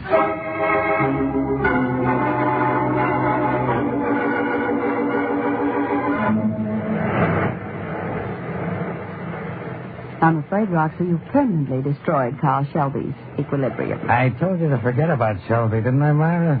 Concentrate on me. It's difficult not to. You know that. Sure. But I can't help wondering about Carl. He won't take kindly to orders. You take orders from me, or he'll take what Dylan and Billy got. Anyway, who needs Shelby now? You got the names of his contacts overseas. I'll deal with them direct. Roxy. Roxy Madeira, who takes what he wants when he wants it. What about you? We're alike, Roxy. We're the people who take. There's another way? None. We'll go a long ways together, Roxy, you and I. That's right, Myra. No stopping us. Who could that be? Carl has a key. He never rings. Answer it, but don't open the door.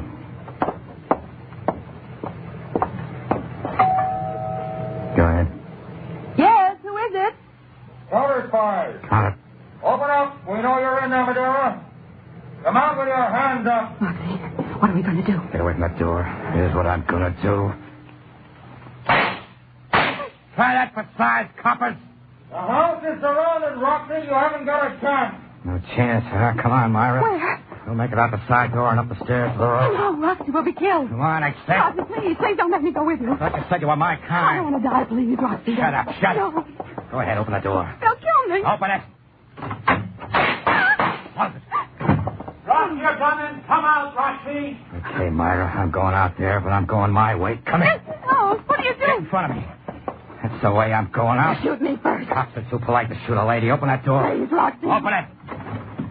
I'm coming out, coppers. You shoot and this dame gets it from me. Get going, Myra. Keep moving fast. You can't get away with it, Roxy. You open up and the dame gets it like I said.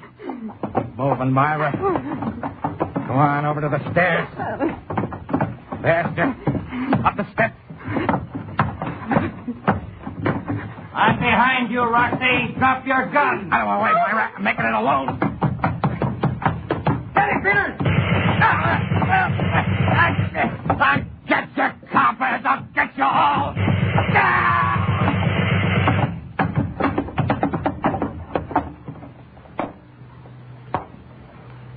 Well, Peters, that's the end of our trail and the end of Roxy Madeira. Let's go.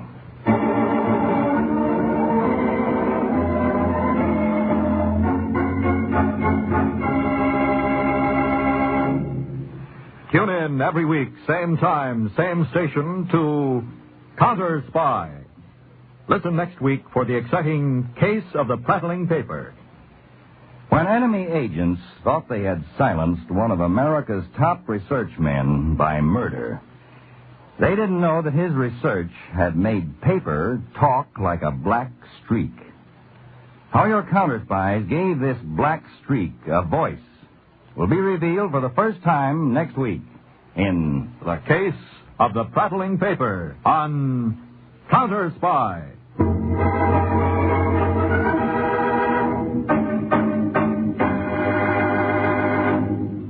Tonight's Counterspy program originated in New York, was directed by Mark B. Loeb, dramatized by Edward J. Adamson, and featured Don McLaughlin and Mandel Kramer. Lionel Rico speaking. Counterspy is a Phillips H. Lord production.